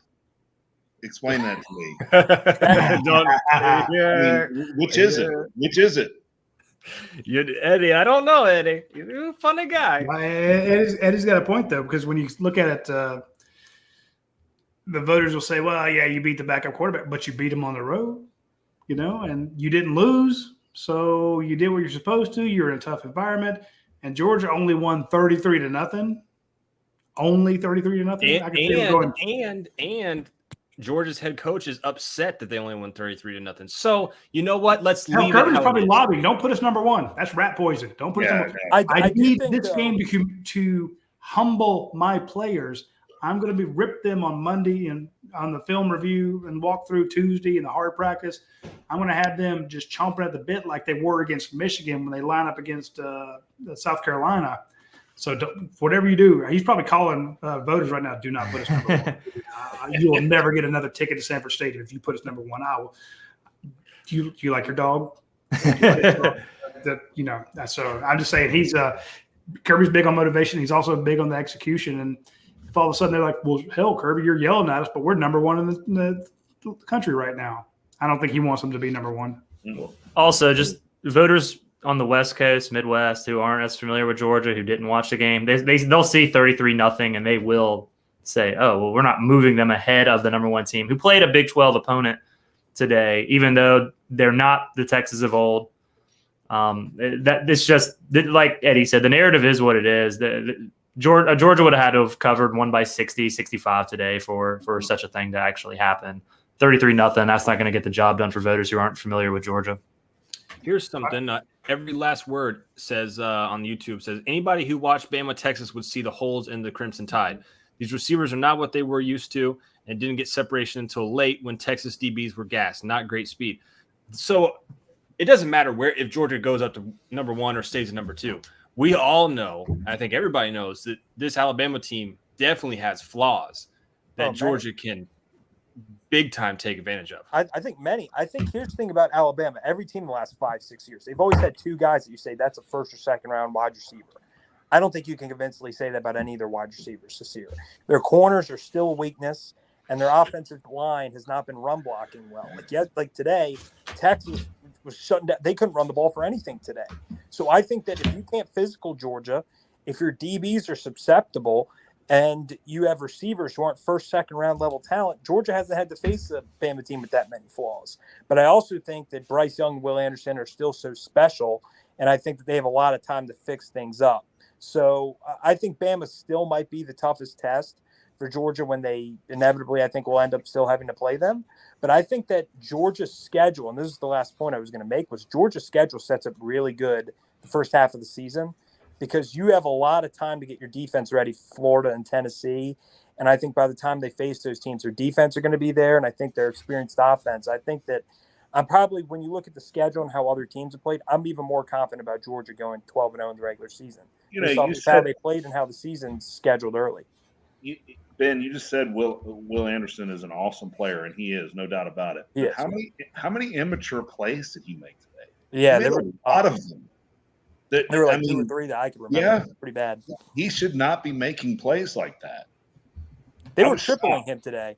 I think that was a part of the reason where they were down. They were tripling him. He could not get any sacks, and it was a lot of frustration for him. And you can't do that if you're going to be an elite player. I mean, he has all the talent, but you can't do that. Yeah, but that last drive, though, he showed up with a big sack. No, sure. Mm-hmm. Marlon Green says Young might be beat up too much by the SEC championship. That offensive line they've got over at Alabama is terrible. Marlon always has good points. Yeah, Marlon keeps it going. Oh, and Amari coming with the heat. Auburn 6, San Jose 10. My argument is you could be Auburn. Oh boy. Wow. Or Texas A&M. Can we talk? I know this is all about. That's going to be a great game. Hey, Eddie, we can rip on other teams. No, go ahead. No. I was just going to ask you guys, how crazy was that play when Bryce Young got sacked in the end zone, and that should have been a safety, and Texas should have won that game with that safety. So was his shin not down? His shin was down. No, when the ball, and I was so confused and blown away by that whole sequence where they called roughing, which that should never been called. Call targeting if you want, because you automatically review it and you can take it away. So that's fine. I don't care about that. But when you review it, how do you not, like, his shin was down? Yeah. I didn't understand how that ended up being an incomplete pass. And Jason, even if his shin wasn't down, the ball hit off the Texas guy and went out of bounds. Right. It would have been a safety right there. Yeah. So I was so confused. Horrible officiating. That was awful. Yeah. It should have been 2 points in Texas ball. Also, Texas Right. should have had left 7 points on the board. Well, the refs also left 4 points on the board for them, in my opinion. There was the face mask, which they would have been set up inside the 3 first down. That could have set them up with 4 instead of 3. And then that missed field goal before the half was so awful. Oh, I that's still don't awful. know what I think it might have been blocked or the hold might have been bad because that doesn't make any sense to me. That should have And been. you're right. That face mask was so blatant. The guys that he turned his head this way, and the ref standing right there, no flag. I They mean, do what not in the call world? face masks on Alabama. Especially not in the fourth quarter. That's 7 Especially. points. Alabama would have had to get. I'm trying to think. What was the final score of that game? Because then it would have been 2019. 90. 1 point. The 1 point win. The safety would have won it. The field goal at the end of the. And again, Just about anything. It would have been a 9-point lead Yeah. with that last. No matter what, I mean, Texas would have won that game if it wasn't for those 2 things. That's right. Yeah. Chase, Alabama has struggled in 3 of their last 4 P5 games. It's fair to suggest that the SEC championship game against Georgia wasn't a complete outlier for the last several games. Maybe. Could Georgia play Arkansas this year in the SEC title? Arkansas looking good to me. I'm liking what Arkansas is They doing. do look good. That would. When does Arkansas play Alabama? When does that match up? Because if it's soon, It's later in the year, I think. See, I was gonna say if it's soon, then maybe, yeah. But if it's later in the year, I don't know. Let's see. I think KJ Jefferson, I'm not saying he's an elite quarterback, but I think he's the most underrated SEC quarterback. I think that a lot of people downplay him. I think he's one of the better SEC quarterbacks. I don't know about NFL talent, but that guy's a load to bring down, and he's underrated in terms of his accuracy to me. I like KJ Jefferson a lot. So here's Alabama. Here's Alabama's rest of their schedule. They've got Louisiana Monroe at home. They've got Vanderbilt at home. Then they have to go to Arkansas. Then they have Texas A&M at home. Then they have to go to Tennessee, Mississippi State at home. Then they have to go to LSU and Ole Miss. Those are 4 pretty tough away games. They're not going to lose another game. Alabama? What's LSU? I mean, LSU looked awful. No, I'm just but LSU, Death Valley at Arkansas is night. going to be their toughest contest. It is. And then maybe Ole Miss. You don't think Tennessee can hang? No. Their Tennessee's almost defense lost is the Pitt. suspect. Pitt's not terrible. It's not bad. They're not But great their either. defense They're not great. They're not terrible. But going out, I mean, Ole Miss. But it's at Tennessee. You know, Yeah, it's that's a what little I'm later in the Tennessee year. has one weapon this year. Last Hey, year, what about Jimbo? Jimbo's going to get him, guys. Come on. You know that. It's funny you say that. That probably would happen. They would lose to App State and beat Alabama. That is a Jimbo happened last year, season. pretty much. I think who they lose to? Mississippi State beat the crap out of A&M in Kyle Field, and then the next week they beat Alabama. Yeah, again that's a Jimbo Fisher team, hands out. Yeah, you can't discount the familiarity when it comes to just them knowing each other, having played against each other, work together. All that stuff matters. Paul, I Hey, know Jason, Jason's betting. this has driven me crazy. Is Mike Leach? Sorry. Say what? Sorry, man. I know Jason's going to bet Mississippi State over Bama with his favorite coach of all time, Mike Leach. Nah, not that game. I don't. It's not that you're confusing Mike Leach with Jeff Collins because Mike Leach I don't dislike. I don't dislike Mike Leach. It's just you get what you get with him. You know, in big games, the defense isn't going to show up. You're going to get a lot of offense, and you're not going to get a running game. You're going to get a lot of passing yards. I mean, Jeff Collins is a clown. I mean, not to go off on a crazy.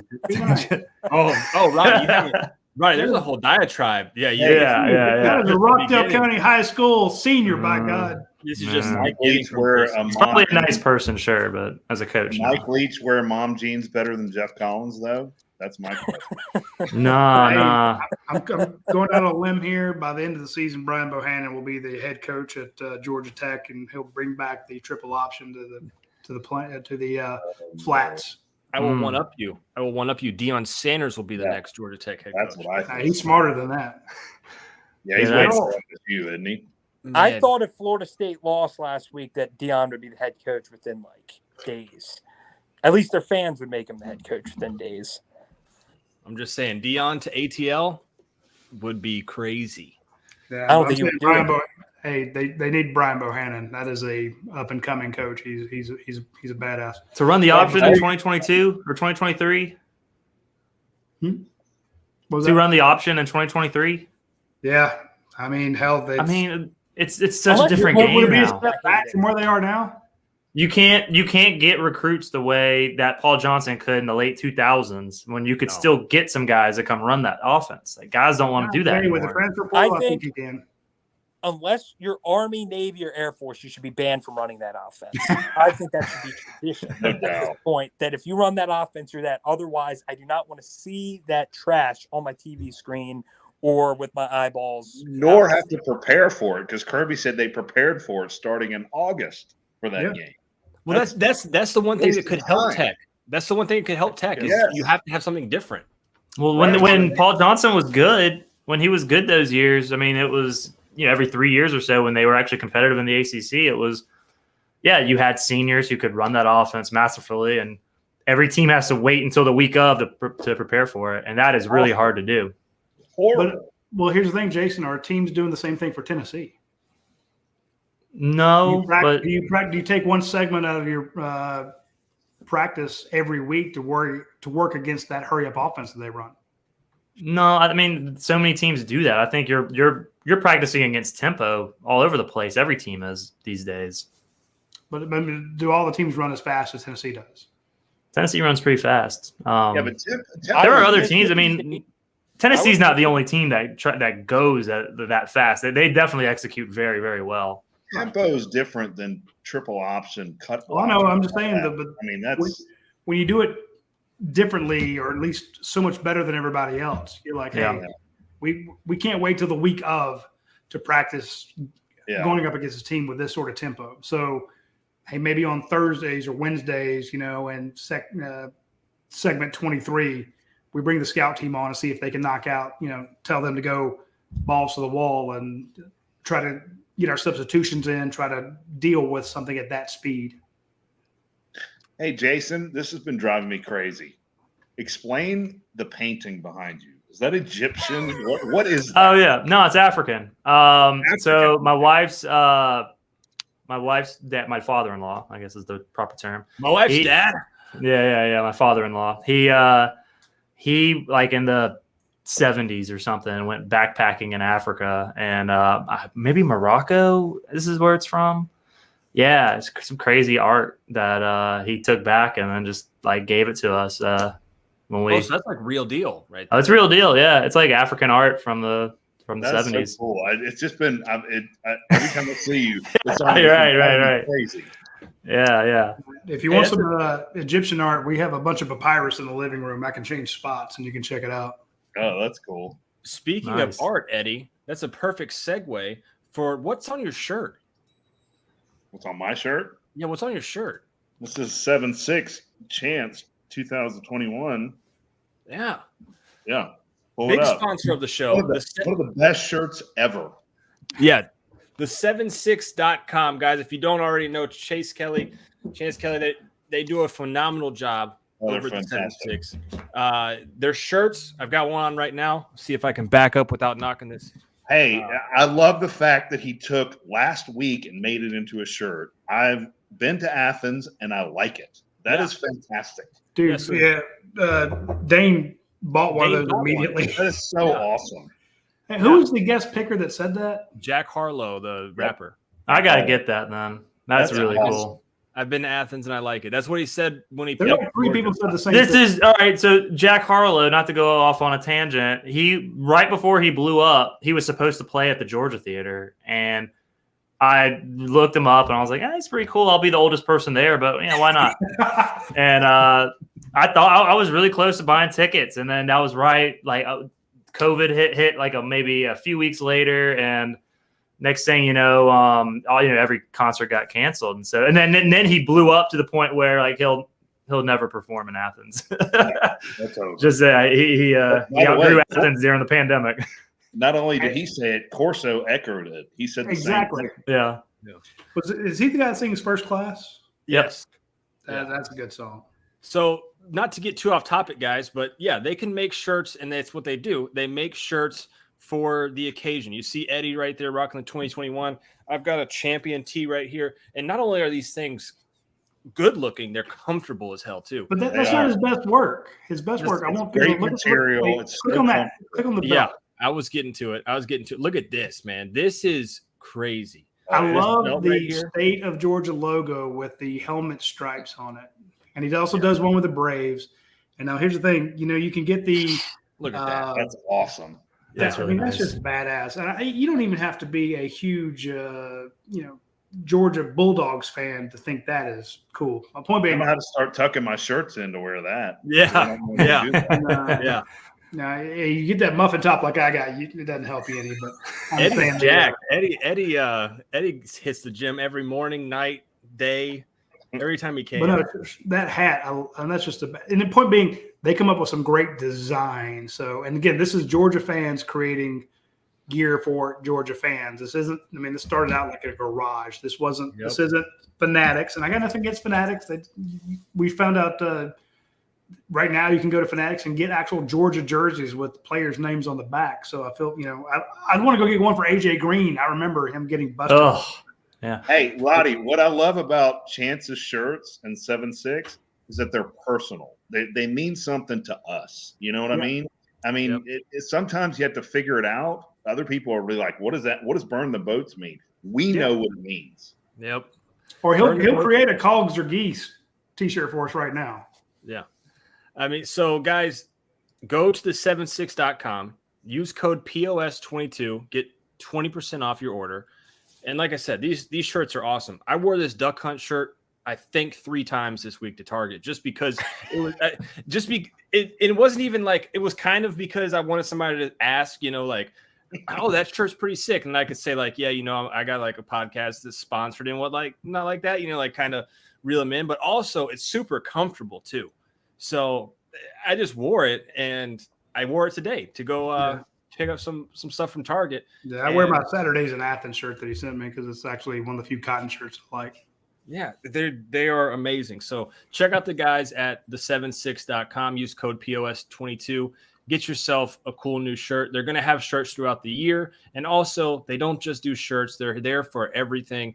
They've got these belts. They've got these hats. The belts are unbelievable. And if you like other schools too, besides the Bulldogs. While you're screwing with that, I want you to call up the Brave stuff because we have a lot of Braves fans. I love that Amen shirt, the Masters shirt. I was going to show this, the Amen corner shirt right there. That's pretty sick. But yeah, they've also got a bunch of Brave stuff as well over here on the 7.6. Look at here. So this is relevant because this just came out. Von Grissom. I thought it was going to be a Met, which would have been terrible. So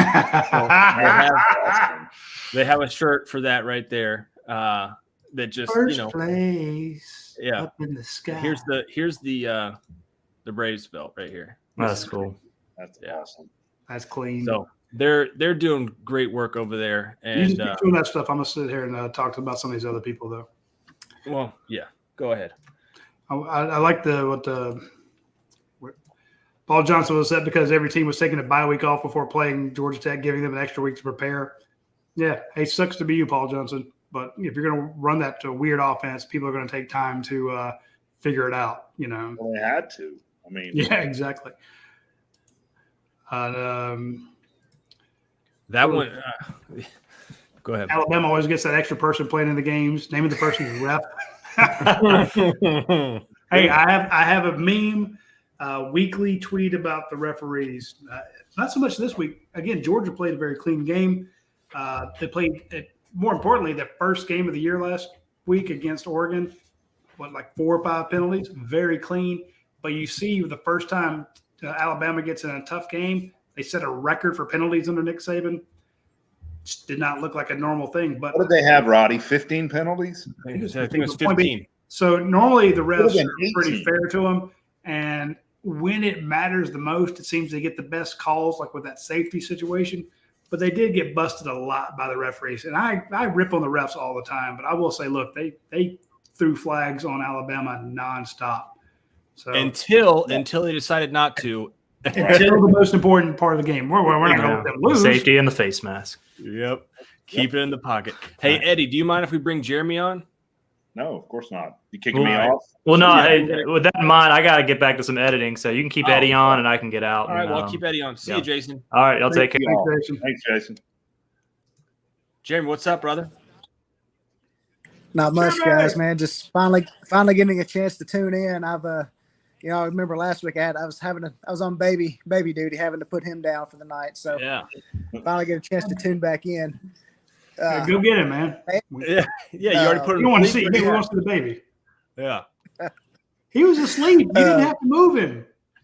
I know. You could have just held him. He wasn't was- doing anything. He was asleep in your arms. You didn't have to go put him down. Well, I know, and short. I guess he likes listening to y'all's tones, because shortly thereafter, as soon as I cut y'all off, it wasn't long. He started waking up. So See? There you go. I guess he just liked listening to y'all talk. So Paul can put anybody to sleep. Yeah. I get that a lot.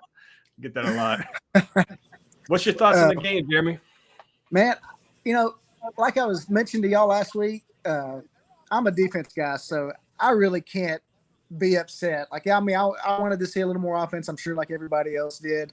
But, man, I think I heard y'all. I think I got to tune in earlier. With the defense allowed 3 first downs the whole game, man, how can I be upset with that? I did offense kind of misfired earlier. It looked like maybe Stetson was a little too pumped up, had some high throws early on. The way I kind of what I really took from today was really, it looked to me more like just a glorified scrimmage is what it looked like to me. Just an extra spring game. But one thing that did stand out to me, something I was texting some friends, and forgive me if this is something y'all have already noted or brought up earlier tonight. Don't worry about it. Ben brings up stuff 5 or 6 times. I didn't see it last week, but because that butt kicking was so dominant, I'm like, all right, I'm not going to nitpick too much. But today, another thing I noticed, I didn't really see what I call the home run play today. No deep. They had some long passes, but no deep bombs for a touchdown. No explosive runs for 20, 30 yards. For touchdowns, and that's one thing that does concern me a little. Like, if we get into a dog fight with someone, I like that we can grind it out. We can drive the length of the field and go punch it in. But, if time is not on our side, is there somebody that can hit the hole and be gone? That's what I'm still waiting to see. Hey, I'll say I think they kept it completely vanilla today, right? I mean, they're playing Samford, and I agree with you, Jeremy, totally. There wasn't. Now they did try that one pass over the top to Jackson Meeks, right? And he missed that. Yeah. That was really, to me, the only. You're right. That was the only home run that I saw, and the running game was pretty vanilla. I mean, if you want to call it that, they were making some plays, but there were a couple of times Bowers caught one in wide open and they shoestring tackled him, right? And he would have been gone. So there was a couple plays that were really close that could have gone to the house. But I'm with you. It was totally vanilla. It's Samford. We got South Carolina next week. We're not showing anything. Let's just scrimmage, like you said. Absolutely. Yeah. Just real quick, what do y'all think that line is next week going into Columbia? Like 17, like the Oregon game, or what do y'all think? Man, I think so. Probably 21. I was thinking 25.5. My first number in my head was 24.5. So yeah, somewhere right around there. I could even see it maybe getting up to 27. It's going to be up there, I think. Yeah, we need Patrick Garvin to call in. I know he's working on all the videos and stuff, but Patrick is a savant at picking or predicting what the lines are going to be, and that dude's freakish. All right, so here's the line they had before the season for FPI, because we did this on a call-in show one night. South Carolina was -20. So they had Samford as -55. When was that, Paul? When was that? This was like a month ago. Okay. A month and a half ago, when it's the ESPN FPI, like their football power index. They it's going to be higher then. It's going to be higher. So it's -20. So it's probably going to be a little higher than that would be my guess. But I think overall, you take this game, you 33-0. Kirby's going to whoop their butts in practice, and dang, Roddy, you just poured like half that bottle into the cup. Shut up, man. Hey, this Fiddler stuff is really, really good. This is the Georgia Heartwood 58.5. Good thing we don't have too much time left on the show. You might not make it, brother. Dude, this is the most awarded craft whiskey, the stuff from Fiddler. So they go out to that San Francisco, what do they call it, the World Spirits Competition. It's basically the national championship for whiskeys. and they were the most awarded craft distillery. So shout out to our friends over at Good God. So Keely Ringo makes it. yeah. Hey, I mean, when you're the most awarded craft distillery, and it's ASW Distillery, the Braves are in first place. Why? Because there's a tasting room from ASW Distillery inside the Battery over there at the Truist Park. So I'm just telling you, try it. Good God, that's like a whole glass of sweet tea. We can't go much longer. We really can't. That's hey, Jeremy, Georgia won 33-0, right? That's right. It's a win. You've given up in 2 games. I don't care who you're playing against, because you put in your 3rd, 4th, and 5th string. Yep. You've given up 1 field goal in 2 games. So the average teams are averaging against Georgia right now 1.5 points a game. I'm not a math genius, and I've had a lot of this ASW, this Fiddler bourbon, but and then of course on the whole watch along show, I'm drinking Next by Bud Light, so it's a good job to have. But point being, 1.5 points a game through 2 games and you lost 8 players to the NFL draft. So I'm smoking my Cohibas. I'm drinking my ASW beer. My ASW bourbon. It's time to celebrate. You're 2-0. This is the golden age of Georgia football. I'm not trying to crap on anybody, anything that happened in 1980, anything under Rick, anything under Coach Donnan. But right now, you are getting fantastic recruits. You got players like Michael Williams, a true freshman, Brock Bowers, a sophomore, A.D. Mitchell, Ladd McConkey, Stetson Bennett, Roderick Jones, who I thought had a good game. He missed block or 2 here. But when you bring your backup right tackle is Amarius Mims, the #1 offensive tackle in the country a few years ago. That's your backup right tackle. Your recruiting is through the roof. Your plays are through the roof, and people are bitching about a 33-0 victory. This is the golden era of Georgia football. So your staff is phenomenal. So, hey, we'll have a victory Cohiba and a victory pour from ASW Distillery. So because this is the beginning, Roddy. This is the beginning, not the tail end. Yeah, I'm trying to soak it all in. Paul, you always I think you said you like hearing where the guys, where we're listening from. Yes. Give me some of my background. So I live in a town called Mont Belvieu, Texas now, which is outside of Houston. Okay. So I'm pulling hard for the Dylan Bell, Julian Humphrey guy. Yep. I'm originally from the Nashville area, born and raised there. Family's all Tennessee fans. God bless you. So I switched to, when I was a little boy, I fell in love with we were down in Destin, Florida on a trip, and I saw this Bulldog logo on one of these shops that we were in where they would do print screens, I guess, and they had all all the SEC teams in there. That's where I first saw the Bulldog. Fell in love from there purely simply because of the Bulldog, and it grew into following the team as I got older. That's wild.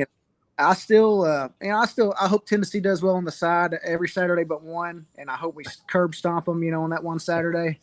Because the whole family, I'm the kind of the black sheep. I'm the Georgia fan out of everybody pulling for the big orange up there.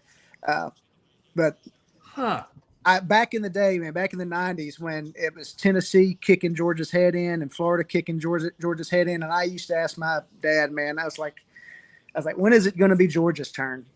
And I would cry. Like when I seriously, as a little boy, I would cry when Tennessee and Florida would beat them. And he's like, son, everything's cyclical. He goes, Georgia's time, it's coming. He goes, but right now we got it. But I'm landing that plane, Roddy. I'm saying all that to say, I'm getting to thoroughly enjoy this time and relish this time that Georgia's getting to dominate, and I hope all these other fans do too. Jeremy, you don't wear orange, do you? No, I don't. Dude, I was hovering over the remove from chat button. No, I don't. No. Okay. No. No, you're exactly right though, Jeremy. I mean, this is the time. Like we do this post-game overreaction show, and sure, we could have 9,000 people in here right now if Georgia lost, but we're overreacting to a 33-0 victory. I'm looking at PFF right now. It's not updated yet, but from last week, and I've gone through the other teams, you have the best defense in terms of defensive points scored against you. There's no other. There's some teams that zeroed some folks out last year, but all those teams gave up multiple points this week. So you've given up 3 points over 2 weeks. You have the best defense in terms of points allowed in the first 2 weeks. Your quarterback, who is a walk-on, is now a starting quarterback, scholarship guy, and is in the Heisman conversation, should be soon, and his number is going to continue to drop. You had 15 different receivers, running backs, tight ends, and wide receivers catch a pass today. Like Roddy said, you had your first sack of the year from a true freshman. You had Malachi Starks starting again as a true freshman. I mean, you've got sophomores and freshmen playing everywhere.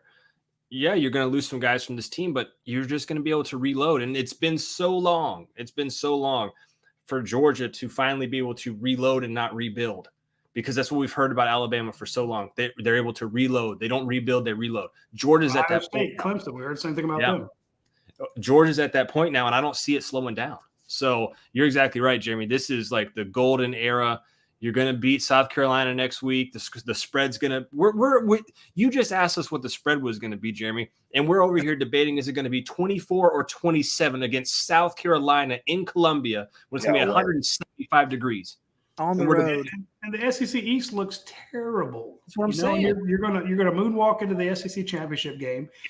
Worst case scenario, you have a situation like you did against South Carolina 4 years ago, where you throw 3 interceptions and you pull a Texas A&M today, but it would be along the lines of a major upset like Texas A&M today. Whereas, remember Kirby's first year, he lost to Vandy. He almost lost to Nicholls State. It was 31-0 against Ole Miss on the road. His first year. Seems like a long. It does seem like a long time ago. But when you look out at this Georgia team and you look at the Dylan Bell, that dude looks like a defensive end. Your cornerback, Keely Ringo, looks like an outside linebacker. Mm-hmm. These guys are gigantic. Amarius Mims is 1,000 feet tall, as is Darnell Washington. And when Pierce Sperling gets here and Lawson Lucky, you're going to keep up that tradition in that tight end room. Point being, go ahead. How much better, Roddy, are those guys going to be when we get to the SEC championship? Yeah, all those guys, they're going to be that much better. Your starting wide receivers are sophomores because they blew up as freshmen.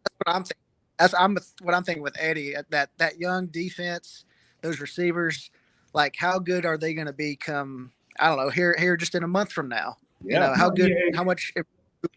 And after Kirby gets in their butts after today, like y'all were talking about earlier. Right. Oh man. Yeah, when Zion Lowe, Jonathan Jefferson, Tyrion Ingram-Dawkins, Tramel Walter I thought had a good game. When those guys go back and look at the tape, they're going to see what they did right, what they did wrong.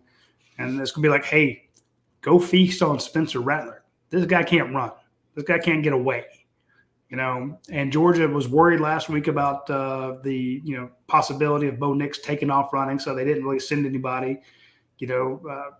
This week they didn't have the game plan to go after him. But Kentucky they're going to send the kitchen sink at Spencer Rattler. Kentucky pick 6. Sorry, guys. 23. Go! Touchdown. So great. Sorry. Oh, is that in the swamp? Yep. Yeah. Anybody pulling against those damn Gators? Let's do it. I love the Gators. They're so great. They're back. Yeah, I get a lot of grief from the Florida fans. You're supposed to be an unbiased journalist. I'm like, I am. I try to be. Although I did graduate from Georgia, and I want to see Georgia do well for my readership. Roddy, can I say something about that real quick? Mm-hmm. We as fans, we love that you guys are biased. We really appreciate that. I mean, I don't understand why people come after you guys and say, you're supposed to be unbiased. You cover the team that I love. I want you to be biased towards the team I love. True, but here's the thing. If I tell you that this kid is underrated, overrated, or, if I come at it if I'm biased, and there's some fan sites out there that, there's bad fan sites that approach it from the we and us standpoint. When they tell you something, this is really great. Do you honestly feel that it's really great? Do you feel that they're watching it with rose-colored glasses? Or they're putting the best possible spin on it? No, because you cover the team, but you call them out when they do things that are not right. But see, that's being unbiased. Exactly. But it is. But you still have, and like I said, it's fine with me. And you love the team, and I have no problem with that. I don't understand why fans have a problem with that. It's well, again, and also, I mean, hey, I am a product of the Grady School of Journalism, the best school of journalism in the entire civilized world. And they teach us not to be biased, even if you're covering the team you want. Now, when I was at ESPN, they were trying to hire me to cover the Georgia site. I was the only one that had to speak to the head of ESPN.com because I was the only person in that entire Recruiting Nation network who was going to actually be covering the school he graduated from. He was asking me all these crazy questions. I'm like, what? Why aren't you asking this of, because Kip Adams was with me and David was with me and a bunch of other guys. Like, why aren't you asking Carter Strickland about covering Texas? Why aren't you asking any of these guys what they're doing? And I realized what it was. He was trying to figure out if I was going to be a homer or not. And I actually said on the call, I'm like, dude, if you want me to cover Florida, I'll do it. I didn't want to, but the point being is, look, I can be an unbiased journalist. And once I said that, the entire tone of the conversation and the interview changed 100%. Because the point being is, would you cover up something for the team that you love so much? Would you not put out their bad things? And so what I try to do is say, look, I'm unbiased. I want Georgia to win because of the dog vent at UGAsports.com. Plus, I'm a graduate, So deep down in my cold, evil little heart, I want them to do well. But I need to be unbiased so that, I break more bad news than anybody. Well, we break more bad news or more news than anybody on the beat combined. The point being, if I won't sit on bad news or good news to affect how people think about the team. So I appreciate the compliment. Trust me, I do. It makes me feel good. But the point being, we have to be unbiased so we can sit on here and go, offensive line needs this. The linebackers were out of place last week, But I do that as a fan. It's no different. I know. But the point being, when we say it, we're if we're unbiased, we're giving you, it's not rose-colored glasses. Yeah. We're not going to say Branson Robinson's the greatest thing since sliced bread. If we say that and we're biased, you won't give us as much credit. But if we're unbiased and we say that, you're like, well, holy shit, Roddy and Paul and Anthony Dasher, they're raving about this guy. Then he must really. Again, we were one of the first people to tell you that Brock Bowers was going to be a superstar. Yeah. Well, we were hearing about this in the spring. We told everybody, and it was like, oh man, come on, we got these other guys. I'm like, no, we told you before the Clemson game. Brock Bowers is going to be used all over the field, and they're going to throw to Ladd McConkey. And people are like, who the hell's Ladd McConkey? That's not being biased. That's reporting something. Yeah, but again, if we were biased, people would be like, I don't know. You're just putting a good spin on this. You're trying to tell us something that, So it's tough to make the point, but when the greatest compliment that Jeremy or Eddie or Paul or anybody could give Anthony Dash or Jason Butt or Patrick Garvin or Dave McMahon or Ben Bachman or anybody is to say, and we've seen this before, I won't believe anything until you guys report it. And we get that occasionally. And dude, if you're a journalist, that's the greatest feeling in the world. So anyway, I'm getting far afield here. I want to talk about some of these other guys here, especially this one from Jeff. Samford put up a better fight than Oregon. I said this on the show. I'm like, look, Samford plays in the South. You got to how good was Samford tackling in space? Yeah, they were. Yes, they were. They're a good coach team. They're really good coach team. They beat the pants off Kennesaw State, which is a great squad. Yeah, they're gonna probably do good work in their conference this year, I would think. What time did that Oregon game start tonight? I wonder. Okay, it's already started. Oregon's 28-0 in second quarter, 9 minutes left. So no worries there. They're not any good. No worries there. I had to double check, Eddie, because I was just making sure that I wasn't going to look at Oregon and they're down 15-2. Let's see. Oregon, Bo Nix, 16 of 19, 140 yards, 2 touchdowns. They're actually running the ball against Eastern Washington. They have 2 rushing touchdowns. They've passed to 7 different guys. Bo's playing well because he's not playing against Georgia. Yeah. But it's 16 of 19 for Bo, 140 yards and 2 touchdowns. So, Oregon I had to double check, man, because that was the last thing we needed was Oregon like in a tight game against Eastern Washington you're right. right now. You're right. Absolutely. So they are winning. They will continue to win. Let's see here. Uncle Sam says, I am not complaining about the game score, but I will say this. I think it's a general rule that a head coach should always play to beat the spread. No elaboration should be needed for the obvious. so Uncle Sam got today by the spread, apparently. Yeah. And Hey, I Uncle like Sam, that, let me give you a betting philosophy that has worked out for a friend of mine when I introduced it years ago. Every week, pick against the Dogs, pick Auburn to win or Auburn to cover, Florida to cover, and Tennessee to cover. There's always that one garbage weekend when it happens. It'll drive you crazy. And you don't have to lose the game, but you'll be like, oh, we barely won. And the Tennessee fans, the Auburn fans, and the Florida fans are crowing like mad because they either won their game or covered the spread or something.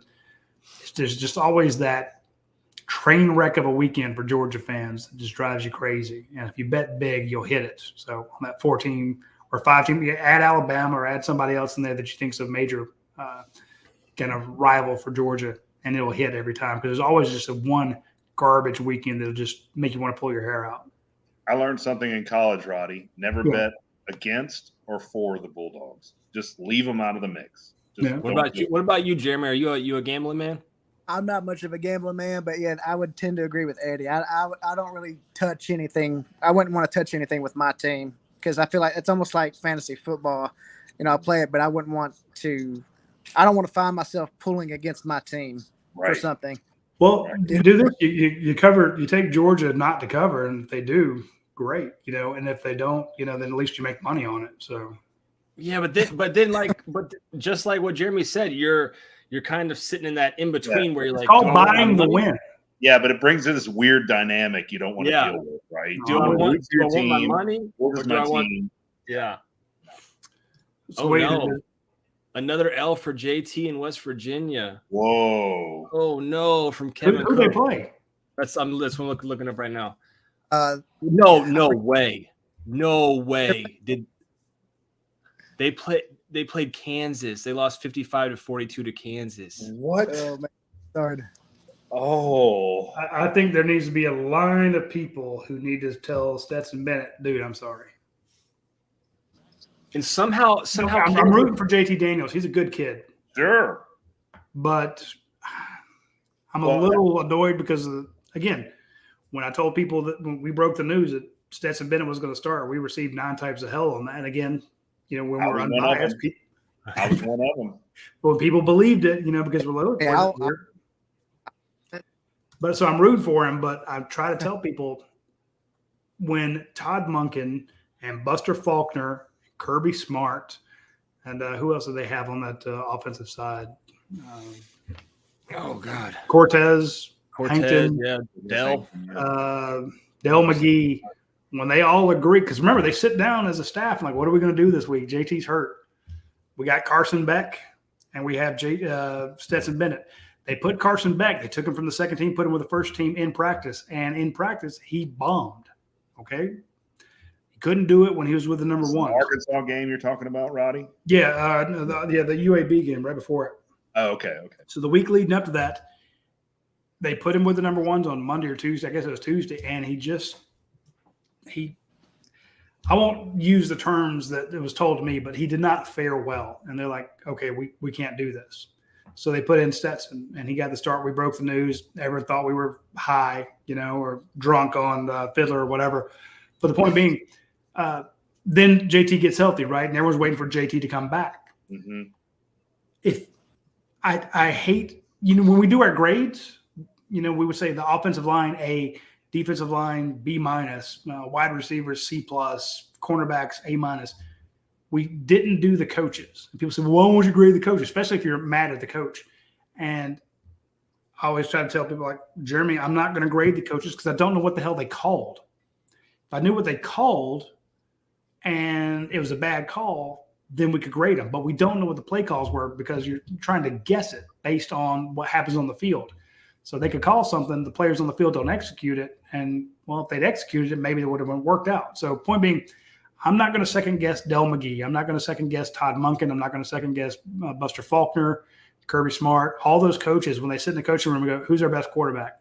Hey, Dan Lanning, you faced both offenses. You faced the number one offense with Stetson Bennett under center, and you faced him with Carson Beck under center. Which was the toughest one to defend?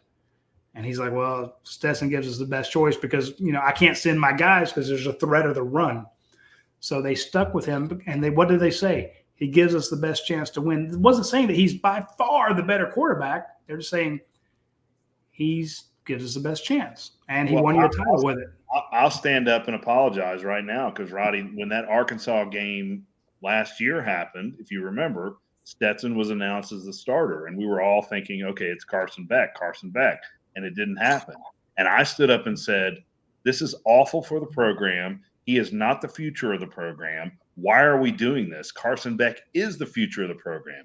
And I'll admit, I was wrong, but I'm not the only one. I think everybody was wrong. But a lot of it came down to Carson Beck couldn't get it done there. And then when JT was healthy, he couldn't get it back. Well, he couldn't get it back again. And a lot of that had to do with mobility. Okay. Yes. And when teams can haul off, they're not worried. The backside comes crashing in because you're not worried about the run at all. JT's down for a sack. It changes everything. So my point being, I'm not trying to say, hey, we were right. I'm just saying what we heard from the coaches was that he gave you the better chance. And a lot of it had to do with mobility. Now we're seeing JT somewhere else. Now, granted, it's his first year with another team. Maybe he'd be killing it with Georgia right now, having practiced with these guys a long time.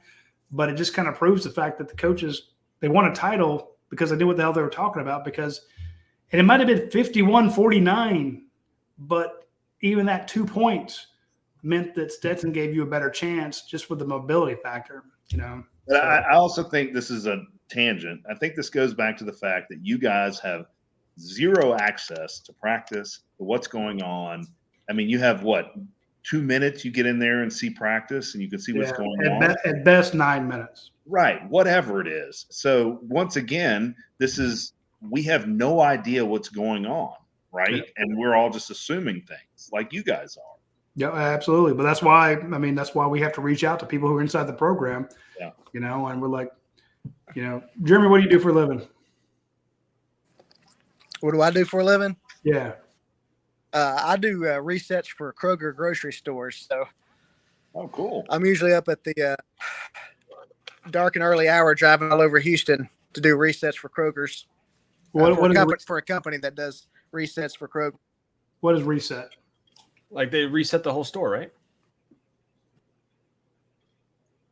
Yeah, like if you're walking into the store one day and you see, I don't know, let's say the peanut butter section, and then you walk in like later that week and it's been rearranged. That's what our company does. It's rearranged based on. It's basically there's a marketing aspect to it. Some companies probably want more premium shelf placement, so they write a check to Kroger, and our company comes in. How much frontage do you get? How many wide are you going across the front? What shelf are you on? I get that. So if you turn to someone and say, hey, we're doing the peanut butter section, and I need to get that Biscoff, the really good Biscoff stuff, down here where everybody can see it. If we put it on a super high shelf, we won't see it, but Biscoff comes in and says, we're going to do it. And you're like, hey guys, where you're at, trust me, I've been doing this a long time. If you're on that top shelf, you're never going to get sold. You need to pay the money to get moved down. I don't need to come in and second guess what Jeremy says about, the amount of frontage space they need and what it's supposed to look like. We try to do the same thing when it comes to coaches. I don't want to second guess them because it's their job. And if, as the way Eddie said, if I don't have the research, I don't have the numbers, I don't see what's going on behind the scenes, I don't see the sales numbers, who the hell am I? It's just some Joe Schmo off the street to tell the coaches or, Jeremy, no, dude, we need to get more Bud Lights here, because that's going to sell better, So trust the expert in what they do. I don't tell Paul how to roof a house, Hey, Jeremy, I will say this: half my paycheck weekly goes to Kroger. We love it. There you go. Something real quick, and then I'm going to go ahead and get off here for the night. And it's a complete tangent. Goes back to last year. Whatever what was ever the most recent development with Adam Anderson? Because I feel like that story again, and I know he's not even with the team now, but I feel like that storyline just completely disappeared, and I've been curious to see whatever happened to him. What did didn't he have to go back to court? He couldn't leave the state, right, Roddy? Couldn't That's be in what I Athens. heard. I mean, I stopped following it. I don't mean to be that in a mean way. It's just once he was done at Georgia, I stopped following the story. You know, Gotcha. Yeah. I hate it for him. That guy has now, here's the thing. If guilty of what what was alleged, we don't know. I got zero sympathy. Yeah. I mean, sorry. If he Sure. wasn't guilty of it, then I hate it. You know, it could be like a Brian Banks situation. You know, you're like, that's just horrible. But if it was what happened as well, if he was guilty of what he's accused of, then I got zero sympathy for you. So you see my point. I just stopped following it all together because I'm like, how much better would Georgia have been if he hadn't had that trouble? My goodness. Oh God! you won the title without him. Yeah, you won the title without him, but I mean, you would have had another. You would have had another first round pick probably. He was Think awesome. about it, you could have had 6. Yeah, I mean, like, from day one on campus, he was the fastest outside linebacker they had, and Kirby would yell at him and practice about it. They would come off they'd line up and they had to run around a hoop and pick up a little tennis ball or a sack or a ring or something, and it taught them to drop that shoulder, you know, to come around an offensive tackle to get to the quarterback, you know, to make and not let him push you to the outside. And he'd go up to Adam Anderson, "You're the fastest outside linebacker we got, you know, 4.1 seconds or whatever." And just give and Kirby yells at the guys he wants to see the most action out of, you know. So if he's yelling at you, that's a good sign. And you would watch those other guys do it. Then you'd see Adam do it, and it's like, holy crap. Wow. I mean, Georgia's talented at outside linebacker, but when Adam comes off the ball, it's like somebody stuck a bottle rocket up his butt because he would just fly. And you're like, and just to think about, you know, the times that Bryce Young was kind of floating around back there. I mean, you could get to him with an inside pressure, as we saw with, you know, some of the inside linebackers. But if they had to worry so much about, you know, a guy kind of like that coming off the edge, nothing against Robert Beal, nothing against Nolan Smith. But if you had a guy like that out there, I mean, think about it. They had 3 inside linebackers drafted, some guys in the secondary, and some guys up front. He would have been that. In other words, you'd have had a first-round draft pick at every section of your defense. No doubt. And you would have beat the record, right? Because they tied the record with Alabama. Yep. They would have beat it. But I don't think Alabama had 5. I'm talking about overall. Yeah, it would have been 16. It would have been 16. They had 15, so they tied Hey, the have overall. y'all heard anything The about record for the number of first-round defensive draft picks. Yeah. Oh yeah, you know, I'm talking about overall. 6. Well, I don't know. Maybe if somebody gets him, then maybe Lewis Seen doesn't go in the 6th round, or the first round. But Y'all think AD's okay? Anything come out of that? let me look real quick. Let's see. Is it a high ankle sprain? Is I'm it? gonna hop off here, guys. All right, Jeremy, we'll see you, brother. Hey, Let's dude, see Old Road here. Sports is following me now. Let me find out what I was told last about him. I mean, Dasher reported that he seemed okay on the sidelines. Yeah, I'm just.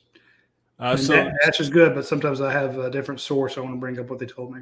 So from what Kirby said in the press conference, he looks okay. We thought he could have gone back in, but we held him out at the point with an ankle. Okay, good. So that's what Kirby said in the press conference. Kirby saw him on the. Dash saw him actually on the bike. Yeah. You know, which that's so according to somebody who's in the program, they said it's only his ankle. Said they would see next week. Leads me to believe that it's a mild sprain. Good. We're just gonna wait and see what happens with the swelling. So There you go. All right, so boys. I don't know. Well, I mean, yeah, when he's no point putting him back out there when you don't need him. Not against Samford. Right. No. Thank you, boys. Eddie. Yeah. See you, man. I didn't mean to cut him off so quick, but Yeah, you did. that remove button is fast, man. It is. I like we're both trying to bring on Jason. Yeah. You ready to wrap this thing up? Yeah. What's the last? Did you get that last one from Uncle Sam? Let's I like his see. comments. Take a few dudes with a gangster attitude with a fat point spread. Bad things can happen. One day your team can beat the line. Weeks later, your team is fading money lines. Uncle Sam, I feel you, boy. I feel you. I had to get out of that. So have I told you the story? I think I told you the story about so I have a book here or whatever. It's not legal in the state of Georgia, right? But you have ways to do it, right? And it has a little online casino thing. And so you can play online blackjack. It was right after we came back from New Orleans. I was feeling myself. Got on there and was playing $10 a hand, right? And I'd go up $20, go down $30, blah, blah, blah, blah, blah, right? I accidentally clicked the $100 one. What? Yeah, I'm laying in bed next to Nicole, my wife, and I clicked the $100 one, and I get dealt a 12. Oh, I'm he like, was waiting on you to do that. Yeah, I'm like, oh my God. And so win. Then you put some real money in it, and then the algorithm goes, okay, here's your 12. So I bust, right? And I was like, all right, well, I can make it back, because that's what I was doing with the $10 ones. I was, making it back and forth. Boom, another hand. It's like a 13. I'm out. And I'm down 220 at this point. I do it one more time. I bust. I sit up in the bed and I gag. And I'm like, I'm gonna die. I run to the bathroom. I ran to the bathroom and threw up, and I come back and my wife's like, "Are you okay? What's going on? What happened?" I was like, and I told her, and she just started dying laughing. And I was like, "What is wrong with you?" I was like, "I just lost $300." She should have killed you. Yeah, she was like, "But you're never gonna do it again. You're never gonna get on that app again." So long story short, my bookie was a nice guy, gave me a couple $100 in free play, and we made it work out. But yeah, man, instant vomit. So I don't bet anymore. So you guys have fun with that betting stuff, Uncle Sam. It's not worth it. It's not worth it. Well, in that same New Orleans trip, we had that fantastic dinner over at what was it called? Drago's. Yeah. They sent the van for us that had the open bar in it. You made me that Jack and Coke. The Captain of Coke that was all Captain. Thanks. That was your fault. I made you all guys. Yeah, just got some Coke in it, you liar. So I'm drinking that, and then we go down to the casino there at Harris. And I've sworn never to play at Harris because I never have good luck there. But man, I killed it at craps. So, yeah, you did. You almost got killed at craps though too. You don't know this. You were so drunk. The guy next to you wanted to actually kill you. Because you're like fading his bets and stuff like that. He was getting pissed. And dude, so, yeah, I remember I'm like, okay, I'm about to leave. And they're like, sir, can we color you up? I'm like, sure, you can color me up. And I push my chips up there. And all of a sudden he hands me this stack of black chips. I'm like, wait a minute, that sobered you up a little bit. So I'm like, walk around with all these black chips there. But I was down the other end of that table when Dave was throwing the first time, and he couldn't get out. And so I was in there. And the guy standing next to me was like, man, this dude right here, he's something else. And I was like, that's my boy. I was like, that's Dave. He was like, you don't know him. And I was like, yeah, I do. I was like, all right, Dave, let's go, baby. And like Dave looked up at me and like kind of waited. He was like, man, unbelievable. He was like, this guy, he's like, this guy's savant. And I was like, nah, man, he's just good at throwing chips. And he's good at stats too. So yeah, well, the year before we were in Vegas, Dave and I sat down at a craps table and cleaned them out. So that was pretty good. But to your point, I don't bet college games. I mean, I love the fact that we have Dan McDonald doing his weekly leans on Wednesday and then this bet. But I'll tell you my bet today, if I had put money on it, I was all over that Wake Forest game. I'm like, Wake's going to kill him.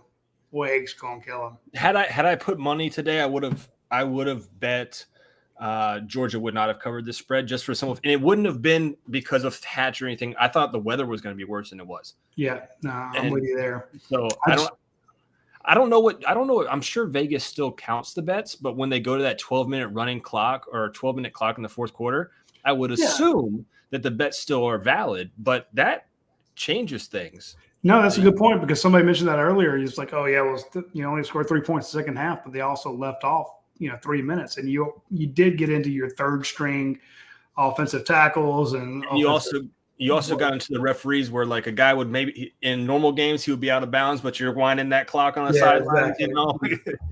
There was a couple plays where like the guys were clearly out of bounds. The ref's just like, nah, screw it. Come on, guys. Yeah, come exactly. on. I mean, He wasn't tackled till he got to the Gatorade stand. Oh no, he was inbound. No, Keep that clock going. Come on. So I'm with you there. Again, that's a situation where I'm like, look, if you bet against your team, Yep. you know, the worst thing that happens is they win and cover, and you're like, well, great, that's $30 well spent, you know. Yeah. But if they lose, at least you win money on them. So you're like, oh, that sucks. Oh, but I made $900, you know. So it's going to be interesting. These spreads coming up. I'm curious because, like I said, before the season, South Carolina was -20. They lost to Arkansas. I would assume that's going to be 24 or something like that. And that's going to – is that – I circled this game at the beginning of the season, Roddy, just kind of moving South forward. Carolina? I did.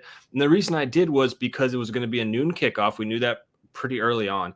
And then also we didn't know what Spencer Rattler was going to be. Obviously, we know now that he's a 7-on-7 guy. He's not the guy. But I circled it just because I thought maybe it could be a slip-up game. I don't see that being the case, though, now. What about you? I